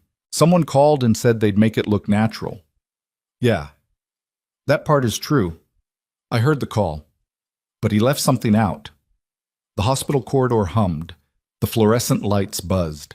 Rachel Voss sat motionless in her chair, her pen raised but not writing, her body frozen in the posture of a woman who has realized she is listening to something that will change the scope of every report she has ever filed. "The voice on the phone," Eli said. "I recognized it." "Who was it?" The boy's eyes went flat, the shutdown reflex again. But this time it wasn't fear.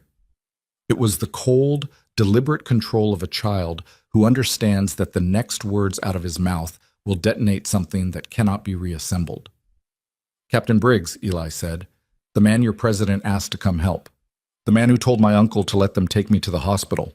The man who's standing outside this building right now with a badge and a gun and the authority to make every piece of evidence we have disappear." The room went silent. Reaper looked at Rachel. Rachel looked at Reaper.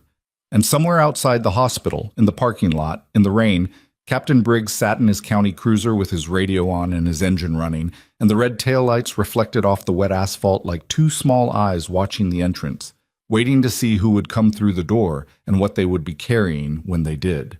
Reaper closed the hospital room door with the careful precision of a man sealing a blast chamber. Rachel Voss was on her feet. Her portfolio was pressed against her chest like a shield, and her face had gone through a transformation in the span of 3 seconds. Professional composure to shock to something harder, something that looked like the expression of a woman who had just realized the floor she was standing on was made of glass. "Are you sure?" she asked Eli. "I've heard Captain Briggs's voice at our house. In the kitchen. On the phone with my uncle.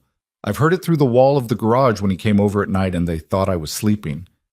The boy's voice was flat, clinical. The voice of a witness who has rehearsed this testimony in the dark for months. "He has a laugh, short, like a cough, and he calls my uncle Dale Boy. Nobody else calls him that." Rachel looked at Reaper. The question in her eyes was no longer professional. It was tactical, survival level, the kind of question people ask when they realize the rules they've been operating under no longer apply. "If Briggs is connected to Halcyon," she started, "then every piece of evidence in this county runs through his office before it reaches anyone who can act on it," Reaper said. "The motel room, the lockbox, Dale's arrest, the medical records, all of it. The state police have jurisdiction over..."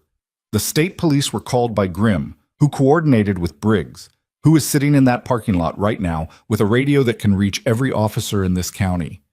The corridor outside was quiet. Too quiet. The trooper who had been standing guard was gone. Not reassigned, not on break, just absent, his post empty, the chair beside the door still warm. Reaper pulled out his phone and called Grimm. The line rang 4 times before connecting, and when Grimm's voice came through, it carried a tension that Reaper had heard only twice before. once in Helmand, once in a VA parking lot at 3 in the morning. "Where are you?" Grimm asked. "Hospital, Eli's room. We have a problem." "I know." Deacon just pulled the financial records on Halcyon Industrial. 3 of their board members have made donations to the county sheriff's re-election campaign in the last 2 years. One of those board members shares a hunting lease with Briggs. It's worse than that. Briggs made the phone call, the threat. Make it look natural. The boy recognized his voice. The silence that followed was not the processing silence of the diner or the angry silence of the motel call. This was the silence of a man recalculating every move he had made in the last 6 hours and discovering that the board he thought he was playing on had a second layer underneath it. "Briggs is in the parking lot," Grimm said. "I know. He's been there for 20 minutes. He hasn't come inside." "He's waiting." "For what?" Reaper looked at Eli. The boy was sitting up in the hospital bed with his splinted leg extended and his hands flat on the mattress and his eyes locked on the door as if he could see through it to the corridor beyond and the parking lot beyond that, and the man in the cruiser who had been orchestrating his family's destruction from behind a badge. "He's waiting to find out what the boy told us," Reaper said, "and once he knows, once he figures out that we know about his involvement, he's going to move. Not tomorrow, not next week, tonight."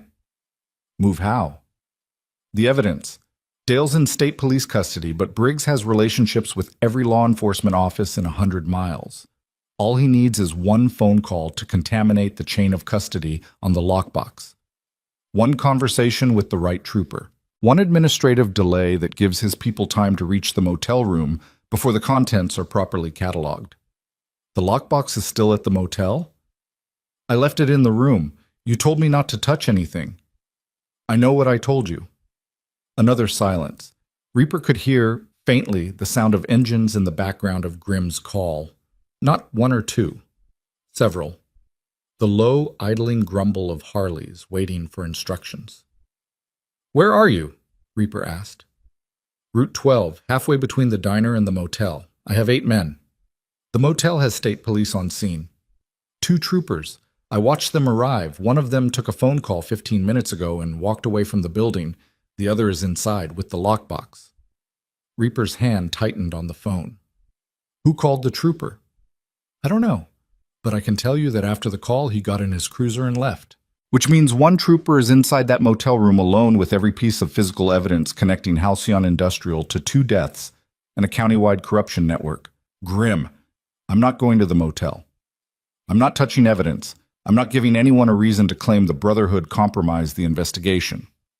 Grimm's voice was iron, controlled, but beneath the control, Reaper could hear the strain, the particular agony of a man who understands that the rules he lives by are the same rules that his enemies are exploiting. "But I'm going to make one phone call that changes everything, and I need you to keep that boy safe for the next 2 hours. "Who are you calling?" "Someone who doesn't answer to this county." The line went dead.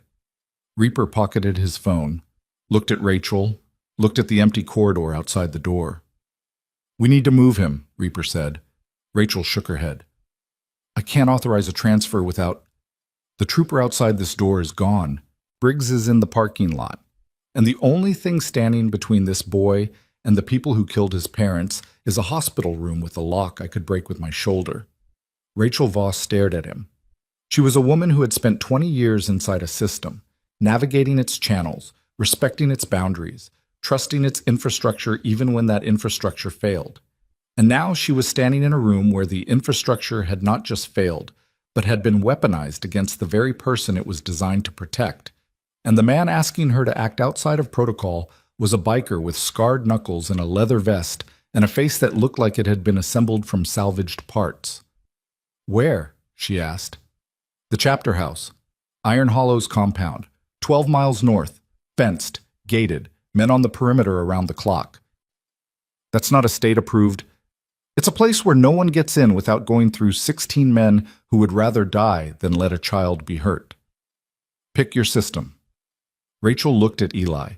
The boy was watching her with the patient, unsurprised expression of a child who had long ago stopped expecting institutions to save him. "Please," Eli said. One word. No performance, no manipulation. the raw, unvarnished request of a 9-year-old who had run out of everything except the ability to ask. Rachel closed her eyes, opened them. I'll need to document this as an emergency relocation under protective authority. She pulled out her phone. And I need to call my supervisor. Call from the car. They moved. Reaper checked the corridor. Empty in both directions, the fluorescent lights humming over polished floors that reflected nothing back. He lifted Eli from the bed. The boy weighed almost nothing, a fact that hit Reaper in the chest like a fist, the physical evidence of months of inadequate food registering in his arms with a specificity that no medical report could match. He could feel the boy's ribs through the hospital gown, could feel the rapid, shallow breathing against his shoulder, could feel the small hands gripping the collar of his leather vest with a strength that seemed impossible for a body that thin. "Service exit," Rachel said. "East wing. I know the layout."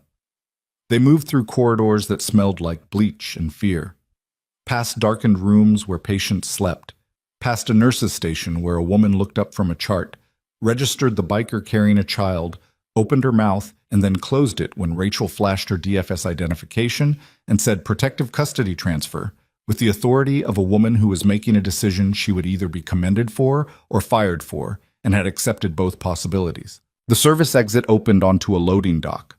Cold air hit them. The rain had stopped, replaced by a raw, wet cold that clung to every surface like a film. Reaper's bike was 50 yards away. Rachel's sedan was closer, parked in the staff lot, its windows fogged. "Take my car," Rachel said. She handed him the keys. "I'll ride with you." Cass follows on his bike. Reaper looked at the parking lot, scanned for Briggs's cruiser. Found it. Still parked near the main entrance, 100 yards to the west, the engine running, the silhouette behind the wheel motionless. "He hasn't moved," Reaper said. "He doesn't know we're leaving from here. He'll know in 5 minutes. Someone will tell him. A nurse, an orderly, a trooper. He has this county wired." "Then we have 5 minutes."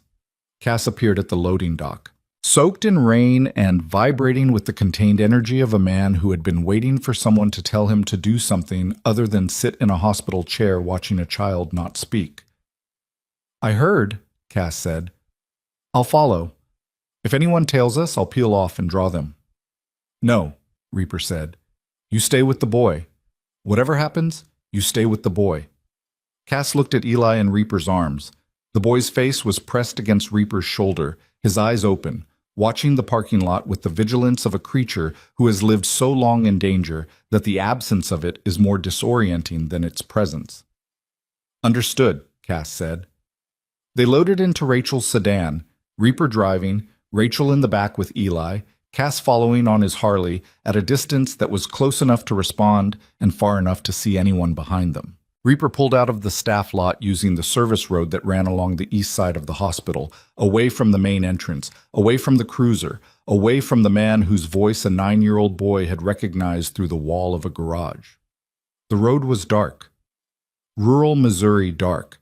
The kind of darkness that doesn't just surround you but presses against the windows like a physical substance, broken only by the occasional farmhouse porch light or the distant flash of a cell tower. Reaper drove with his lights on low, his eyes on the mirrors, his hands gripping the wheel at 10 and 2 with the automatic precision of a man who has spent decades driving through territory where relaxation was a tactical error. "He's asleep," Rachel said from the back seat. Reaper glanced in the mirror. Eli's head had fallen against Rachel's shoulder, and his eyes were closed, and his breathing had slowed to the deep, involuntary rhythm of a body that had surrendered to exhaustion so total that even fear couldn't override it. His small hands were still gripping something, the fabric of Rachel's blazer, twisted between his fingers, held tight even in sleep. "How long has it been since he slept?" Rachel asked. "I don't think he remembers." They drove in silence. The road unspooled ahead of them. Route 9 north, 2 lanes, no streetlights, the center line fading in and out of visibility as the pavement aged.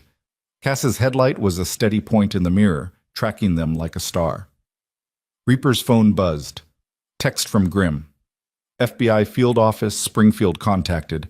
Agent en route. ETA 90 minutes. Stay dark. FBI." Grimm had gone federal. Over the heads of county, over the heads of state police, directly to the one jurisdiction that couldn't be reached by Briggs's network. It was the right call, the only call, but it carried a weight that Reaper felt in his gut. Once the FBI was involved, control left their hands entirely. The Brotherhood would become witnesses, not protectors. The boy would become evidence, not a child. The machinery of federal law enforcement would subsume everything they had done tonight into a process that moved at its own speed and answered to its own logic. And the men in leather who had ridden through a storm because a stranger made a phone call would be reduced to statements taken in fluorescent-lit offices by agents who had never felt the rain. It was the right call. It didn't feel like it. Mile 7. The road curved through a stand of oaks, and as Reaper came around the bend, his headlights caught something that turned his blood to ice. A cruiser, parked across the road, light bar off, engine running, blocking both lanes. Reaper hit the brakes.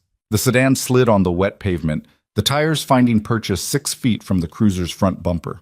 Behind him, Cass's Harley skidded sideways, the back tire breaking loose before the younger man caught it and brought the bike to a stop at a 45-degree angle. The cruiser's door opened. Captain Briggs stepped out. He was alone. No partner, no backup, no radio visible. He stood in the center of the road with his hat off and his hand resting on his holstered sidearm with the casual familiarity of a man who has drawn it before and is calculating whether tonight requires him to draw it again. "Turn off the engine," Briggs said. Reaper didn't. He sat behind the wheel with his hands visible and his mind running scenarios at a speed that civilian cognition couldn't match. The product of years in places where a wrong decision didn't lead to a bad day, but to a body bag. "Rachel," Reaper said quietly, "is the boy still asleep?" "Yes." "Keep him down. Below the window line." "Reaper." "Do it!" He opened the driver's door and stepped out. The cold hit him. The road was empty in both directions. No traffic, no farmhouses close enough for light, just the 2 vehicles and the man with the badge, and the darkness pressing in from every side. "Captain?" Briggs studied him. The captain's face was different than it had been in the diner. The professional neutrality was gone, replaced by something stripped and essential, the face of a man who has stopped pretending that the next few minutes will follow any rule book. "Where are you taking the boy?" "Protective custody transfer, DFS authorized." "DFS doesn't authorize transfers to motorcycle club compounds." Reaper said nothing. The silence was a confirmation, and Briggs heard it. "I know where Iron Hollow's property is," Briggs said. 12 miles north, fenced. I've driven past it 100 times. You think a fence and a few bikers will stop what's coming?" "Depends on what's coming." Briggs took a step forward. His hand was still on the holster. Not gripping, not drawing, just resting there with the patient weight of a threat that didn't need to be spoken. "You have no idea what you've walked into," Briggs said. "You think this is about a boy and his uncle. You think this is about bruises and a broken leg and a man who should have called for help instead of shutting down. And maybe that's where it started, but it's not where it ends." Halcyon Industrial. Briggs stopped. The name landed between them like a dropped blade. "The boy told you." "The boy told me everything, including the part where the county captain who was supposed to protect him is the same man who called his uncle and threatened to make things look natural." Briggs's face didn't change. Reaper had expected the denial, the smooth, practiced rebuttal, the counter-narrative, the same kind of performance Dale had given in the motel room. But Briggs didn't deny it. He stood in the road in the dark, and he absorbed the accusation the way a building absorbs an earthquake, with visible structural damage, but no collapse. "I've been trying to protect that boy for 8 months, Briggs said, by threatening his uncle, by keeping his uncle scared enough to hold on to the documents instead of handing them to the people who wanted them destroyed. Do you understand what would have happened if Dale had given Halcyon what they wanted? The evidence disappears. Margaret Mercer's death stays an accident. Paul Mercer's death stays an accident, and the same company that kills workers with substandard steel gets another 30 years of state contracts. So you're the hero. I'm not the hero. I'm the man who is too deep inside to get out." The road was silent except for the idling engines and the sound of water dripping from the oak branches overhead. Reaper could hear Cass's Harley behind him, the engine at a low growl, the younger man waiting for a signal. "You're on Halcyon's board," Reaper said. Not a question. "I was on their payroll. 5 years. Monthly deposits into an account in my wife's maiden name. It started with approved construction contracts. Sign off on the inspection waiver, collect the check. Everyone builds their house a little bigger. And then Paul Mercer died. And Margaret started digging, and suddenly the checks came with conditions. Make it go away. Make it go away. Make it look clean. Make sure the investigation doesn't reach the state level. I closed cases. I redirected complaints. I made sure the right people got the right information and the wrong people got nothing." Briggs's voice had gone hoarse. "And then Margaret died. And I knew it wasn't an overdose. I knew because the week before she died, someone from Halcyon's legal team asked me to pull her medical records. And I did it. I pulled them. I gave them her pharmacy history, her prescriptions, her dosage information. And a week later, she was dead." The words hit Reaper like rounds, each one landing with the specific targeted impact of a confession delivered not for absolution, but for the simple, desperate need to stop carrying it. "You helped them kill her." "I gave them the information they needed to kill her, and I have been living with that every day since. And when Dale took custody of the boy, and I realized the document still existed, I made a choice. Not a good choice. Not a noble choice. A survival choice. I called Dale. I told him to hold on to the evidence because it was the only thing keeping all of us alive. Me, him, and the boy. As long as Halcyon believed the documents might surface, they couldn't move against anyone without risking exposure. Mutually assured destruction. The only kind of safety available to men who have done what I've done." Reaper stared at him. This man, this captain with a badge and a gun, who had facilitated the murder of a mother and was now standing on a dark road explaining his complicity with the clinical precision of a man who has rehearsed this confession in his own head 1,000 times without ever finding an audience willing to hear it. "Move the car," Reaper said. "I can't do that. Move the car or I'll move it for you. Listen to me." Briggs took another step, close now. Close enough that Reaper could see the sweat on his forehead despite the cold, the vein pulsing in his neck, the slight tremor in the hand resting on the holster. "Halcyon has people in the state police. Not many. 1, maybe 2. But 1 is enough. The trooper who left the motel room tonight. He didn't leave because of a phone call from dispatch. He left because someone in Halcyon's network told him to leave. And the lockbox that you left in room 14? It's gone. Collected as evidence. Transferred to a vehicle that is not on any official inventory. It is being driven right now to a location where it will be destroyed, and by morning there will be no physical evidence that Margaret Mercer ever collected anything. The night closed in around Reaper like a fist. The lockbox. Gone. The documents he had held in his hands. The inspection reports, the forged signatures, Margaret's handwritten notes, traveling through the darkness toward annihilation while he stood on a back road arguing with a corrupt captain. "The notebook," Reaper said. Briggs frowned. "What notebook?" "The boy made copies. Handwritten copies. Every name, every date, every connection his mother documented. He hid them." Something changed in Briggs's face. A shift. Subtle. The frown deepened, and his eyes moved past Reaper to the sedan, to the darkened back window where a 9-year-old boy was sleeping against a DFS agent's shoulder with his hands gripping fabric and his mind holding the last remaining map to a conspiracy that had killed both his parents. "Where?" Briggs asked. Reaper almost laughed.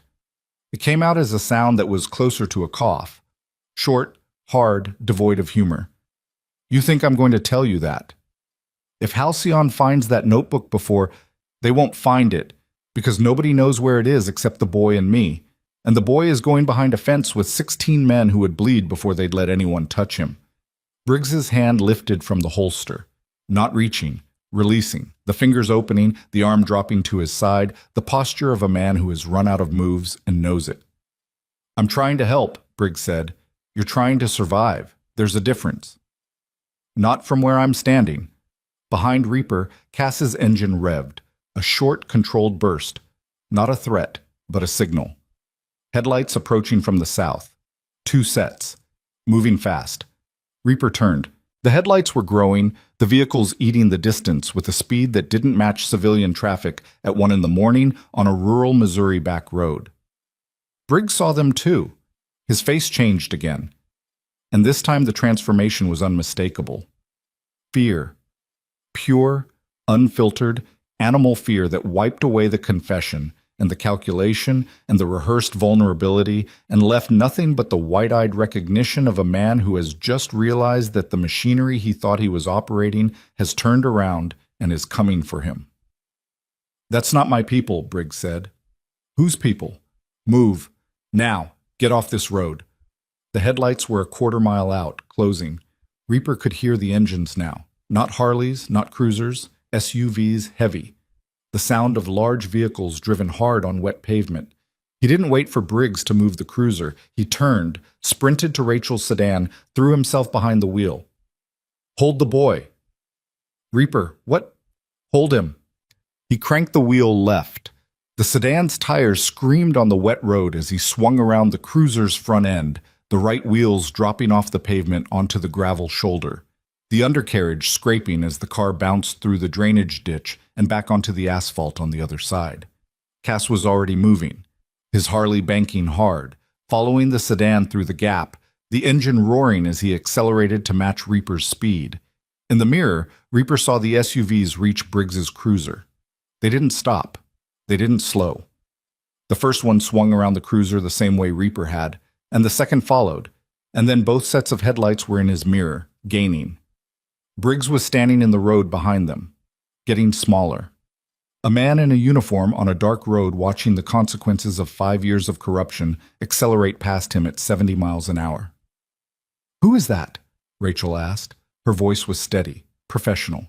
The voice of a woman who has decided that panic is a luxury she cannot afford. "Halcyon's people. Briggs said they have assets in the state police. If they know the lockbox evidence is gone, they know the only remaining copy is the boy." Eli was awake. The noise had pulled him out of sleep, and he was sitting up with his back against the seat, and his eyes wide and his body locked into the survival posture that Reaper had first seen in the diner. Shoulders up, chin down, hands gripping whatever was closest. "They're coming for me," the boy said. Not a question. "They're not getting you." The road ahead was straight for a mile, then curved hard to the left through another stand of oaks before opening onto the stretch that led to Iron Hollow's property. Reaper had driven this road 100 times. He knew every curve, every rise, every section where the pavement degraded and the shoulder dropped off into farmland. "Call Grim," he told Rachel. "His number's in my phone." He tossed it into the back seat. Rachel caught it one-handed without looking, a reflex that spoke to a life of fielding emergencies under imperfect conditions. "Grim, it's Rachel Voss, DFS. We're northbound on Route 9, 4 miles from your compound. 2 SUVs in pursuit. We have the boy." Reaper couldn't hear Grim's response, but he heard Rachel's breathing change, a sharp intake, a held beat, then an exhale that carried the quality of someone who has just been told something that fundamentally altered their assessment of the situation. "He says the gate will be open. He says don't stop for anything." The SUVs were closer now. Their headlights filled the mirror, washing the interior of the sedan with white light that made Eli squint and turn his face away. The boy's hand found Reaper's shoulder, reaching forward from the back seat, small fingers gripping the leather, holding on. "Faster," Eli said. Reaper pushed the sedan to 90. The engine screamed. The tires found every imperfection in the road and transmitted it through the steering column into his hands, and the night outside the windows became a blur of black and darker black, broken only by the reflected white of the headlights behind them. Cass was beside them now, his Harley running parallel in the oncoming lane, the engine at full roar, his body low over the tank in the combat riding position that stripped every unnecessary movement and left nothing but speed and direction. He looked at Reaper through the sedan's window, a single nod. Then he dropped back. Reaper saw it in the mirror. Cass falling behind the sedan, positioning his Harley between the car and the pursuing SUVs, putting himself, his body, his bike, his life in the gap. "Cass, no!" Reaper started, but the words were lost in the sound of engines and wind and the particular roar of a Harley being pushed past every limit its manufacturer had intended. The SUVs split. One stayed behind Cass. The other swung wide, accelerating into the oncoming lane to pass on the left, trying to pull alongside the sedan. Reaper watched it come. The SUV was a black Suburban with tinted windows and no plates, the kind of vehicle that existed in the space between corporate security and something darker, something that wore a suit during the day and drove unmarked on back roads at night. It pulled even with the sedan. The passenger window was down. A face appeared, male, 30s, sharp-featured, wearing the flat expression of a man performing a task he has performed before and expects to perform again. He held up a badge. Federal. Or something that looked federal in the half-second Reaper had to assess it. "Pull over!" the man shouted. "Federal authority!" Reaper looked at the badge, looked at the face, looked at the SUV with no plates. "Rachel." "I see it. Is that real?" No federal agent pursues a DFS vehicle at 90 miles an hour on a back road without coordination. That's not protocol. That's not any protocol. Reaper didn't pull over. The Suburban surged forward, cutting in front of the sedan, and brake lights flared red as the driver slammed the brakes. Reaper wrenched the wheel right. The sedan left the road. The tires hit gravel, then grass, then the rough surface of a farm access track that ran parallel to Route 9 behind a line of fence posts. The car bounced and shuddered, the suspension bottoming out, the undercarriage throwing sparks as metal hit stone. Eli was thrown against Rachel. She wrapped both arms around him. A reflex. Instant. The universal geometry of an adult body shielding a child, and held on as the sedan bucked across the field. Reaper could see the compound, a quarter-mile ahead. The chain-link fence topped with razor wire. The gate, open, as Grimm had promised, the light from the main building spilling across the gravel yard. And in front of the gate, lined up in a formation that blocked every approach except the one Reaper was currently driving, a row of Harleys. 16 of them. Engines running, headlights on, men in leather standing beside them with the patient, immovable posture of a wall that has been built to absorb impact. The Suburban was behind them now, back on the road, decelerating. The second SUV had fallen back. Cass's Harley was weaving across both lanes behind it, making it impossible to pass, buying seconds that felt like hours. Reaper aimed for the gate. The sedan hit the gravel yard at 50 miles an hour, the tires chewing stone, the car fishtailing before he brought it under control and slid to a stop 20 feet inside the fence line. Grimm was there, standing beside his bike with his arms crossed and his face carrying the expression of a man who has been waiting for this moment with the terrible patience of someone who knows that waiting is sometimes the hardest form of action. "Close the gate," Grimm said. Two men moved. The chain-link gate swung shut with a sound that rang across the yard like a bell. A padlock engaged, a chain wrapped, and behind the fence on Route 9, the two Suburbans sat idling at the edge of the property, their headlights illuminating the razor wire and the row of Harleys, and the men who stood between them and a 9-year-old boy who held the last surviving map to their destruction. Reaper opened the car door. His legs didn't want to work. The adrenaline was draining out of him with the nauseating speed of a tank being emptied, leaving behind the tremors and the ache and the specific kind of exhaustion that follows sustained terror. He got Eli out of the back seat, carried him. The boy was shaking, not the controlled tremor of the diner or the shut-down stillness of the hospital, but the full-body, involuntary shaking of a child whose nervous system had been pushed past every threshold it was designed to handle, and was now operating on nothing but the biological imperative to keep the heart beating. "Inside," Grimm said. The chapter house was a converted industrial building, cinder block and steel, originally a machine shop, rebuilt over the years into something that was part meeting hall, part armory, part home for men who didn't have homes anywhere else. The interior smelled like motor oil and wood smoke and the particular blend of leather and sweat and coffee that permeated every surface of every space the Brotherhood inhabited. Reaper carried Eli to a couch in the back room, set him down, covered him with a blanket that someone had pulled from a shelf. Wool, military surplus, rough but warm. "Cass?" Reaper asked.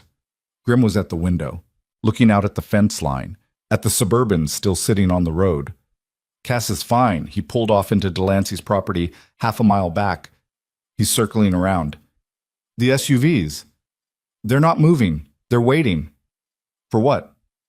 Daylight, lawyers, a warrant, something that gives them legal cover to come through that gate. Grim turned from the window. Or they're waiting for us to make a mistake.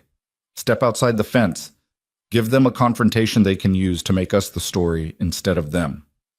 Reaper looked at Eli. The boy was curled under the blanket with his eyes open, watching the room, cataloging exits and faces and distances with the same methodical precision he had used to map his uncle's network. Even now, exhausted, terrified, shaking under a military blanket in a building full of strangers, the boy was working, processing, surviving. The FBI, Reaper said. How long? 45 minutes. Agent named Reina Torres. Field Office, Springfield. Deacon spoke to her directly. She's been building a case on Halcyon's construction fraud for 11 months, but couldn't get enough physical evidence to move. The notebook changes that. The notebook is still in the school library. I know. And so does everyone in this room, which means it needs to be in our hands before sunrise, because when those SUVs out there report back to Halcyon that the boy is behind our fence, the first thing they're going to do is figure out what else he knows and where he might have hidden it. The school is locked. Deacon is handling it. Reaper looked at Grim. Really looked. At the lines in his face, at the gray in his hair, at the way his hands rested at his sides with the deceptive stillness of a man whose body was capable of violence but whose mind had chosen, deliberately and at great cost, to pursue something harder. This started with a grilled cheese sandwich, Reaper said. Grim almost smiled. The muscles moved. The intention was there. But like Eli in the hospital, the expression couldn't complete itself, arrested by the weight of a night that had turned a simple act of kindness into a war. It started before that, Grim said. It started with a 9-year-old kid who was brave enough to walk 3 miles on a broken leg because every adult in his life had failed him. He paused. And it ends when the last one of those adults is held accountable. Outside, the Suburban's engine still idled. Their headlights still cut across the fence. The men of Iron Hollow still stood in the yard, silhouettes against the light, their breath fogging in the cold air, their boots planted in gravel that had been worn smooth by decades of men standing exactly like this, waiting, watching, holding a line that no one had drawn except the one they had chosen for themselves. Reaper's phone buzzed in Rachel's hand. She passed it forward. Text from Deacon. At the school, library access in 5. Also, pulled Briggs's phone records. He made 14 calls to Halcyon's CFO in the last month, all from a burner. And one more thing. The medical examiner who signed Margaret Mercer's death certificate? He resigned 6 weeks later, moved out of state. Currently living in a house that was purchased in cash by a shell company registered to the same address as Halcyon's legal counsel. Reaper read the message twice, let the architecture of it assemble in his mind. The medical examiner bought and relocated. The death certificate, forged or coerced. The chain of complicity stretching from a motel room to a county captain to a corporate boardroom, every link designed to hold the weight of 2 murders and the silence of a town that had chosen comfort over truth. He looked at Eli. The boy's eyes were still open, still watching, still working. The notebook, Eli said. Did they get it? 5 minutes. The name's in it. There's one I didn't tell you about. Reaper crouched beside the couch, eye level with the boy. The blanket was pulled up to Eli's chin, and his face floated above it like something small and fragile set adrift on rough water. My mom had a contact, someone inside Halcyon, someone who was feeding her information. She wrote his name in the back of the notebook with a star next to it. She called him her insurance policy. The boy's voice was barely a whisper. She told me once, if anything ever happens to me, find the man with the star. He has copies of everything. What's the name? Eli's eyes moved to the window, to the headlights beyond the fence, to the vehicles full of men sent by a company that had killed his father with cheap steel and his mother with pills, and was now parked outside a biker compound trying to get to a 9-year-old boy who had spent a year in a cage memorizing their secrets. "It's in the notebook," Eli said. "But Reaper, when they find that name, those men out there are going to stop waiting, because the man with the star isn't some low-level employee. He's someone they trusted, someone high enough to know everything. And when Halcyon realizes he's been feeding evidence to a dead woman's son through a notebook hidden in a school library," the boy's eyes came back to Reaper. Brown, too large, ancient. "They won't send SUVs next time," Eli whispered. "They'll send everything." Reaper's phone buzzed one final time. Deacon. 2 words. Got it. And outside the fence, as if the notification had been broadcast on a frequency that machines and men could both receive, the Suburban's headlights went dark. Both vehicles. Simultaneously. The engines cut. The road went silent. And in the sudden, absolute darkness beyond the razor wire, Reaper heard a sound that made every man in the yard reach for something. Not weapons, because Iron Hollow didn't carry weapons, but for each other. Shoulders touching shoulders, boots shifting closer. The unconscious primal geometry of men forming a wall. More engines, not 2, not 4, a convoy, coming from the south. The sound growing, building, filling the night with the low diesel rumble of heavy vehicles moving in formation. And Reaper stood at the window of the chapter house, holding a phone with 2 words on the screen, and a boy behind him wrapped in a military blanket, and an FBI agent 45 minutes away, and a notebook with a starred name in Deacon's hand somewhere in the dark. And he understood with the cold clarity of a man who has been in war that the next 45 minutes would determine whether any of it mattered. The first headlight crested the hill. The headlights that crested the hill did not belong to Halcyon. They belonged to Harley's. Reaper saw the formation before he heard the engines. A staggered column of headlights cutting through the dark in pairs. The unmistakable geometry of a motorcycle convoy running at road speed with discipline and purpose. 8 bikes. Then 12. Then more behind them, the column stretching back along Route 9 like a lit fuse burning toward the compound. Grim was at the gate, his hand on the chain, his face unreadable in the wash of approaching light. "Who?" Reaper asked from the doorway. "Every chapter within 100 miles. Grim's voice carried the flat calm of a man who had made phone calls he rarely made and received answers he had earned over decades. "Stone Ridge, Black Creek, the Ironside boys from across the state line. I put the word out an hour ago, told them what we were holding, told them what was parked outside our fence." The first bikes reached the compound. They didn't enter. They lined the road. Both sides. Engine after engine killing to silence as riders dismounted and stood beside their machines in the dark, forming a corridor of leather and chrome that stretched from the compound gate back toward the hill where the Halcyon SUVs sat in the darkness. 43 motorcycles. Reaper counted them from the window. 43 men in leather standing on a back road in rural Missouri at 2 in the morning because a phone call had traveled through a network built not on contracts or corruption, but on the simple, unshakable architecture of men who had served together, bled together, buried each other's dead, and agreed a long time ago that when one chapter called, the others came. The Halcyon Suburbans did not move. Their engines stayed off.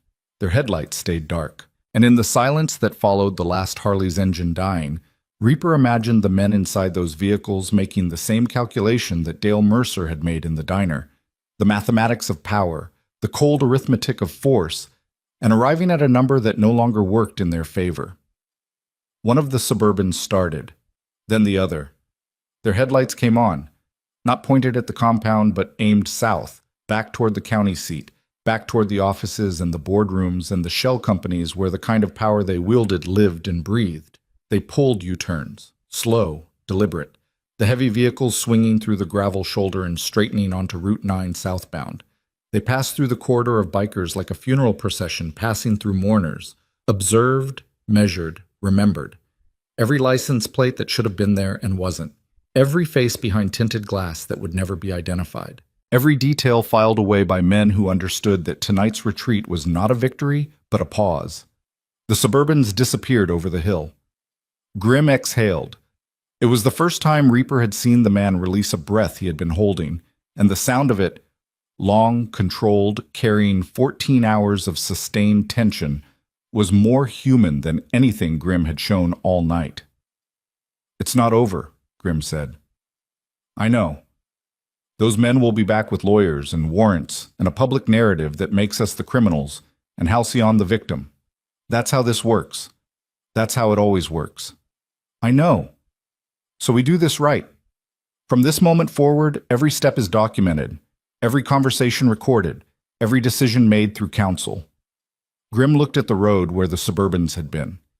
"Deacon has the notebook. The FBI is 30 minutes out. And when Agent Torres arrives, we hand her everything. The notebook, the medical records, Briggs's phone logs, the waitress's testimony, the boy's statement, and we step back. Step back. This isn't our war to finish, Reaper. It's our war to start. The finishing belongs to a courtroom." Reaper stood in the doorway of the chapter house and felt the truth of that settle into him, like cold water. The hardest lesson the Brotherhood had taught him, harder than combat, harder than sobriety, harder than the 1,000 small daily acts of discipline that kept a man like him upright, was that protection didn't always look like standing between danger and the thing you were protecting.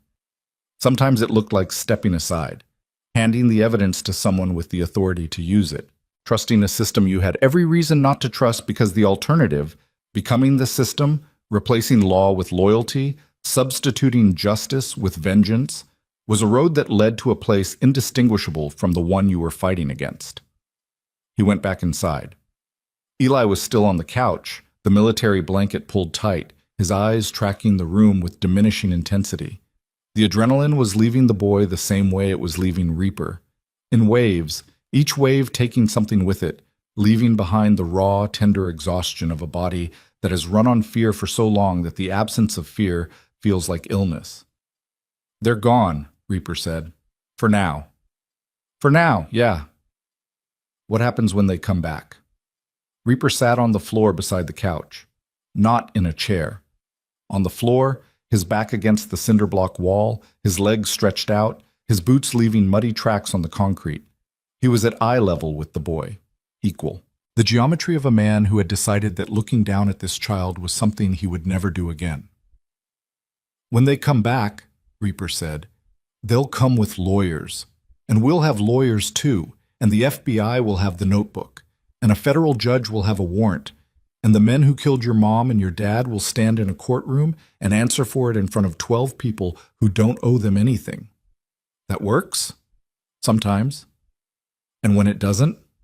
Reaper looked at his hands, the scarred knuckles, the calluses, the roadmap of a life spent doing things the hard way because the hard way was the only way he knew. "When it doesn't, we try again, and again, until it does." Eli was quiet for a long time. His breathing slowed, his grip on the blanket loosened, and Reaper watched the boy's body do something it probably hadn't done in months. Relax. Not completely. Not the boneless surrender of a child falling asleep in safety, but a partial release, a loosening of the cables, the first tentative step of a nervous system inching back from the edge it had been living on. "I'm tired," Eli said. "I know, kid. I mean really tired, the kind where you can't remember what not tired feels like. I know that kind." Eli's eyes searched Reaper's face, looking for something, finding it or not finding it. Reaper couldn't tell. "Will you stay here? While I sleep?" "Yeah." "On the floor?" "On the floor." The boy closed his eyes. His breathing changed, lengthened, deepened, the rhythm shifting from the shallow, rapid cycle of vigilance to something slower and older and more fundamental. Sleep. Real sleep. The kind that comes not from exhaustion alone, but from the body's decision, made at a level below conscious thought, that the immediate environment is safe enough to shut down. Reaper sat on the floor and listened to the boy breathe and did not move. Agent Reyna Torres arrived at 3:47 a.m. in a black government sedan, followed by 2 additional vehicles carrying a 4-person evidence team and a federal prosecutor named Whitfield, who had been pulled out of bed and driven 90 miles and still managed to look like a man who had been expecting this call for a very long time. Torres was small, dark-haired, mid-40s. She moved through the compound with the quiet efficiency of a person who had spent her career entering spaces where she was not welcome and extracting truths that powerful men had spent fortunes to bury. She shook Grimm's hand, looked at the row of Harleys lining the road, counted the bikers still standing in the yard. "You brought an army," she said. "We brought witnesses," Grimm replied. They set up in the chapter house's main room. A folding table, laptops, recording equipment. The evidence team began cataloging everything Deacon had assembled: the medical records, the phone logs, the DFS report, Lorraine's preliminary written statement, and the notebook. The notebook, which Deacon had retrieved from behind an encyclopedia set on the third shelf of a school library, was a composition book with a marbled black and white cover, the kind sold in grocery stores for $2. And inside it, in the careful handwriting of a 9-year-old boy who had copied his mother's research with the painstaking dedication of a child who understood that what he was preserving was the only thing standing between his family's truth and its erasure, were 47 pages of names, dates, inspection numbers, payment amounts, and a single name on the last page circled with a star.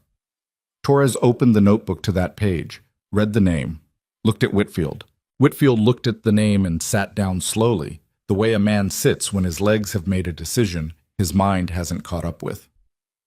"That's Halcyon's CEO, Whitfield said. "He was Margaret Mercer's source," Torres said. "Inside man, feeding her documents, which means the company's own chief executive was building a case against his own board. And they found out. And they killed her to stop it." Torres closed the notebook. She looked at Grimm. "I need the boy's statement, recorded, with a child advocate present."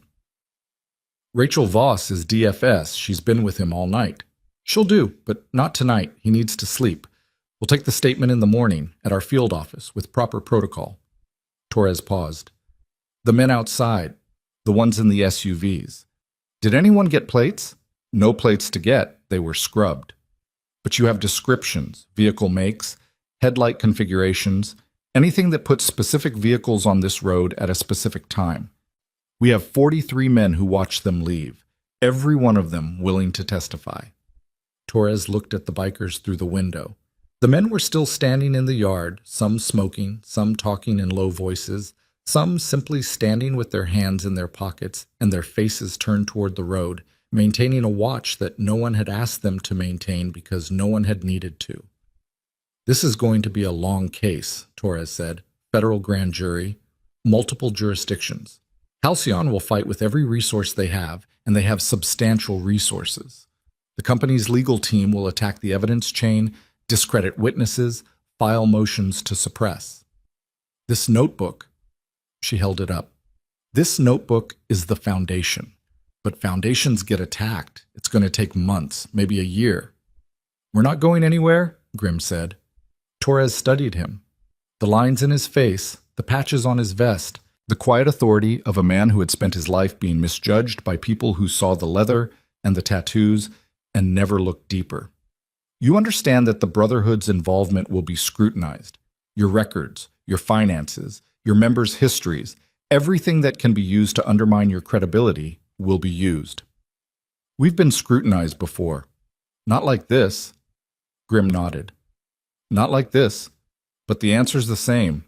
We stood in a diner tonight because a boy needed help. We rode through a storm because a man made a phone call.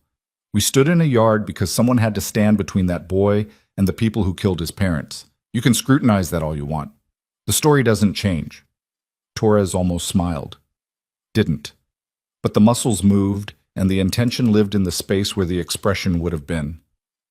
"Keep the boy safe tonight. My team will be back at 8 a.m. And Mr. Hollow, thank you for the call." "Don't thank me. Thank the man who let a kid sit at his table." Torres left. Whitfield followed. The evidence team packed the notebook into a sealed container, signed the chain of custody form that Deacon had prepared with the thoroughness of a man who understood that a missed signature could unravel a federal case, and loaded their vehicles. The compound settled into the quiet that follows a storm, not peaceful, but emptied. Drained of the kinetic energy that had filled it for hours, left with nothing but the low murmur of men talking, the occasional clink of a coffee mug, and the distant sound of the first birds beginning to test the darkness for signs of dawn. Reaper was still on the floor beside Eli's couch. His back ached, his knees throbbed, his hands were stiff with cold, and the leather of his vest had dried into a shape that conformed to his body the way a scar conforms to a wound, permanently, uncomfortably, but with a kind of honesty that comfort couldn't match. Cass appeared in the doorway. He had made it back an hour ago, his Harley running on fumes, his face carrying the particular expression of a man who had done something reckless and was not yet sure whether to be proud or ashamed. "You put yourself between two SUVs and a sedan going 90, Reaper said. Seemed like the thing to do. It was stupid. Yeah. Don't do it again. Cass looked at Eli sleeping on the couch, at the small body under the military blanket, at the face that had finally, after hours of hypervigilance, gone slack with the abandon of real rest. I'd do it again, Cass said quietly. Every time. Reaper didn't argue. There was nothing to argue with. The truth of it sat between them like a shared scar. The understanding that some things, once done, become part of the architecture of a man's identity, load-bearing structures that cannot be removed without bringing down everything they support. Morning came slowly, gray light pressing against the compound windows, turning the cinder block walls from black to charcoal to the dull pewter of a Missouri winter dawn. The bikers from the other chapters had drifted away in ones and twos during the small hours, their engines rumbling down Route 9 like a retreating tide, leaving behind the core of Iron Hollow. Grim, Reaper, Deacon, Cass, and the handful of men who had been in the diner when it all started. Lorraine arrived at 6 a.m. She drove a rusted Corolla with a cracked windshield, and she parked outside the compound gate with the engine still running for a full 3 minutes before she turned it off and got out. She was carrying a cardboard box. I called in sick to the diner, she told Grim at the gate. First time in 12 years. What's in the box? Coffee, sandwiches, the good bread, not the stuff we serve. She looked at the compound, the fence, the razor wire, the Harleys, the men in leather standing in the yard. Is the boy here? He's sleeping. Good, he should sleep. He hasn't slept in... Her voice broke. She set the box on the ground and pressed both hands against her face and stood like that for a moment, a woman in a diner apron on a gravel road at dawn, holding herself together with the pressure of her own palms. I should have said something sooner, she said through her hands. Grim picked up the box. You said something last night.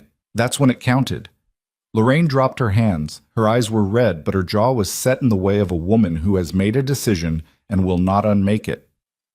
The FBI agent, Torres. She said she might need me to testify. She will need you to testify. Dale knows where I live. He knows where I work. He knows... Dale is in state police custody, and the people behind Dale are about to have problems large enough that a waitress in a diner will be the last thing on their minds. Grim paused. But if you're afraid, we can help with that too. How? The same way we helped the boy, by being there. Lorraine looked at him, at this gray-haired man in a leather vest with a Reaper skull on the back, standing in the cold with a box of sandwiches, offering protection with the same matter-of-fact simplicity that another man might offer directions. Okay, she said. She got in her car and drove away. The Corolla's taillights disappeared down Route 9, and Grim carried the box inside, and the coffee was hot, and the bread was good, and the men of Iron Hollow sat in their chapter house at dawn and ate in the particular silence of people who have been through something together and don't yet have the words for what it was. Eli woke at 7. He opened his eyes and saw the cinder block ceiling and the fluorescent lights, and Reaper sitting on the floor beside him with a coffee mug in his scarred hands. And for a moment, a single, fractured moment, the boy's face carried the expression of someone who doesn't recognize where he is and is afraid. Then the recognition came. The room, the blanket, the man on the floor, and the fear drained away, replaced by something quieter and more tentative, the fragile, suspicious beginning of safety. Morning, Reaper said. Is it over? The hard part, not the long part. Eli sat up. His splinted leg extended stiffly under the blanket, and he winced as the movement sent pain through whatever the hospital had given him that was wearing off. He looked around the room, at the motorcycle parts on shelves, the photographs on walls, the long wooden table scarred with decades of use. "This is where you live?" "Some of us, sometimes." "It smells like a garage." "It was a garage. Before it was this." "What is it now?" Reaper looked around the room, at the coffee mugs, at the men in leather eating sandwiches, at Grimm reviewing documents with Deacon, at Cass asleep in a chair with his head tilted back and his mouth open and his hands finally still. "Home," Reaper said, "for the guys who needed one." Eli absorbed that. His eyes moved from face to face, reading each man the way he had read every adult since his mother died, with the cautious, penetrating assessment of a child who had learned that the distance between a smile and a fist was shorter than most people believed. "They stayed all night," the boy said. "Yeah. For me. For you." Eli's lower lip trembled. Just once. The same single tremor that Reaper had seen in the diner, the same crack in the dam that the boy had sealed immediately with the practiced reflexes of someone who had been punished for showing weakness. But this time, the seal didn't hold. The tremor became a second tremor, and the second became a third, and then the boy's face crumpled. Not dramatically, not with sound, but with the slow, silent collapse of a structure that has been holding weight far beyond its capacity for far too long, and has finally, in the presence of something solid enough to catch it, allowed itself to fall. He didn't cry the way children cry in movies, with sobs and volume and the dramatic release of clearly defined emotion. He cried the way children cry when they have forgotten what crying is for, silently, with his whole body, tears running down a face that had lost the muscle memory for the expression and was relearning it in real time. Reaper set down his coffee. He didn't reach for the boy, didn't pull him into an embrace, didn't say it's okay or you're safe now, or any of the things that adults say to crying children because the words make the adults feel better, not the children. He sat on the floor and he waited. And after a while, Eli's hand found his shoulder. Small fingers gripping leather, holding on. They stayed like that until the crying stopped. The weeks that followed moved with the grinding, inexorable momentum of federal machinery set in motion. Agent Torres executed search warrants on Halcyon Industrial's corporate offices on a Tuesday morning, accompanied by 18 agents and a forensic accounting team that would spend the next 4 months dismantling a financial structure designed to hide the flow of money from substandard construction contracts through shell companies and into the pockets of county officials. The CEO, the man whose name Eli had circled with a star, cooperated. He had been waiting, Torres told Grimm later. Waiting for someone to come. Waiting for the evidence Margaret Mercer had gathered to surface in the hands of someone who could use it. He had been feeding her information for 2 years, and when she died, he had assumed the documents died with her. He had spent 14 months inside a company he knew was criminal, unable to act, unable to leave, carrying the specific guilt of a man who had tried to do the right thing and watched it cost someone else her life. Captain Briggs was arrested on a Thursday.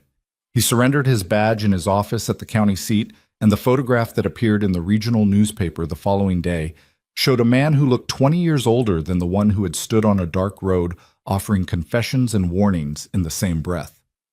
He was charged with obstruction, conspiracy, and accessory to homicide. His cooperation, provided in exchange for a reduced sentence, filled 73 pages of testimony that connected Halcyon's board to the deaths of Paul and Margaret Mercer and the systematic corruption of county inspection processes spanning nearly a decade. Dale Mercer pleaded guilty to child abuse charges and was sentenced to 12 years. In his allocution, he said nothing about Halcyon, nothing about the lockbox, nothing about the year he had spent destroying himself and his nephew. He said only that he was sorry, and the courtroom absorbed the word the way a desert absorbs rain, completely, silently, without any evidence that it had made a difference. Hartwell resigned from the county sheriff's office and testified for the prosecution. His testimony was halting, incomplete, delivered in the fractured cadence of a man excavating memories he had spent years burying. He described the phone calls from Dale, the closed investigation, the decision to stop looking because looking was harder than not looking. He did not ask for sympathy. None was offered. Lorraine testified on a Wednesday afternoon. She wore a blue dress she had bought specifically for the occasion, and she spoke clearly, and her hands did not shake. And when the defense attorney asked her why she had waited so long to report what she had seen, she looked at the jury and said, "Because I was afraid, and because being afraid was easier than being brave, and I will carry that for the rest of my life." 3 Halcyon board members were indicted. 2 of them fled the jurisdiction and were apprehended at an airport. The third turned himself in after his wife, who had read the newspaper coverage and recognized the pattern of lies she had been living inside for years, called the FBI tip line from their kitchen phone at 6 in the morning. The medical examiner who had signed Margaret Mercer's death certificate was extradited from his new home and charged with falsifying an official document in conspiracy. The house he lived in, purchased in cash by a shell company registered to Halcyon's legal counsel, was seized as evidence of the payment structure that had been used to buy silence throughout the county. Through all of it, the boy waited, not passively. Eli Mercer did not do anything passively. He gave his statement to Torres in a room with soft chairs and a child advocate and Rachel Voss sitting beside him, and he spoke for 4 hours with the precise, exhaustive recall of a child who had memorized his own survival the way other children memorized multiplication tables. He identified voices. He described dates. He drew a map of his uncle's house from memory, marking the garage, the closet above the water heater, the bedroom where he had listened through walls, and the back seat of the truck where he had overheard the phone call that started everything. Torres told Grimm afterward that it was the most complete child witness testimony she had encountered in 17 years of federal law enforcement. She said it with the specific, careful neutrality of a professional who understood that the quality of the testimony was inseparable from the horror of the experience that produced it. Eli was placed in foster care with a family in the next county. A couple named Warren, both retired teachers, whose home had been vetted by Rachel Voss personally and who had agreed, without being asked, to accommodate the one condition Eli had specified for his placement: a window facing the road. On the first Saturday, Reaper rode out to the Warren house. He parked his Harley at the end of the driveway, visible from the window, and sat on the bike for 10 minutes, not moving, not calling, not approaching the door. Then he rode away. On the second Saturday, he did the same thing. On the third Saturday, the front door opened and Eli walked out. His leg was in a proper cast now, clean, white, signed by 2 classmates and a teacher, and he was wearing clothes that fit and sneakers that were the right size, and a jacket that smelled like laundry detergent instead of motor oil and mildew. He walked to the end of the driveway, stood beside the Harley, looked at Reaper with eyes that were still too old for his face, but held something in them that hadn't been there before, a filament of light, thin and new, the first growth pushing through soil that had been frozen for a very long time. "You came back," the boy said. "Told you I would." "People say that." "I'm not people."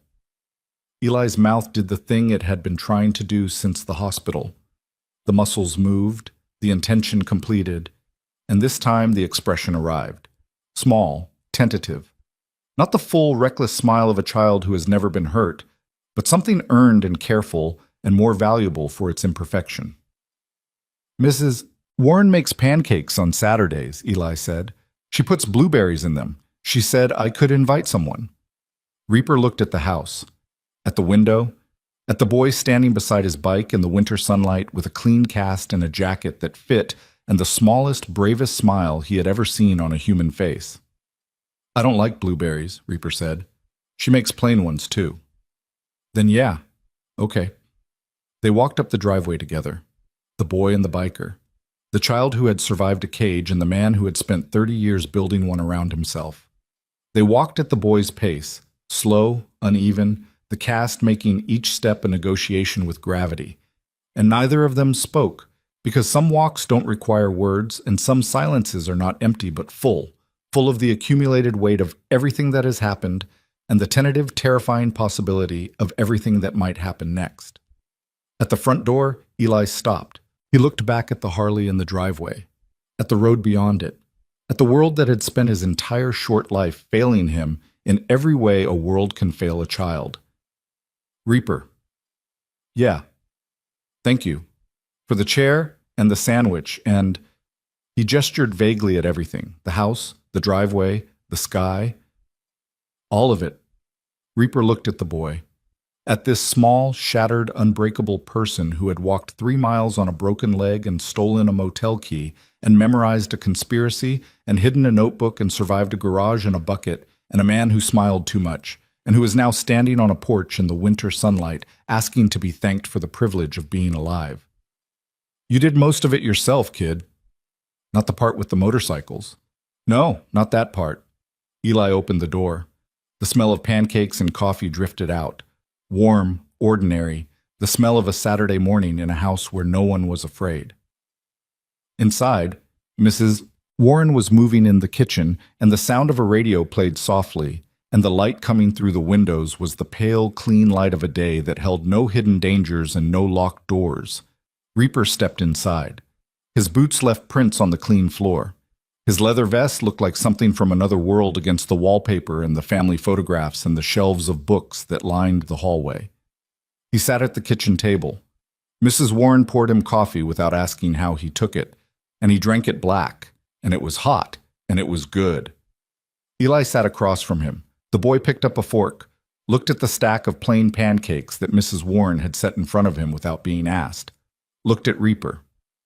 "Next Saturday?" the boy asked. Reaper drank his coffee, set the mug down, looked at the boy across a kitchen table in a house that smelled like blueberries and warmth, and he felt something shift in his chest. Not a crack, not a break, but an opening, small, deliberate, the size of a chair pulled out in a diner for a stranger who asked to sit down. "Next Saturday," he said. Outside, the Harley sat in the driveway, its chrome catching the winter sun. Down the road, past the fields and the oaks and the bend where Route 9 meets the county line, the world went on. Imperfect, dangerous, indifferent to the small victories and the quiet acts of courage that hold it together at the seams. But in a kitchen on a Saturday morning, a boy ate pancakes across from a man who had pulled out a chair.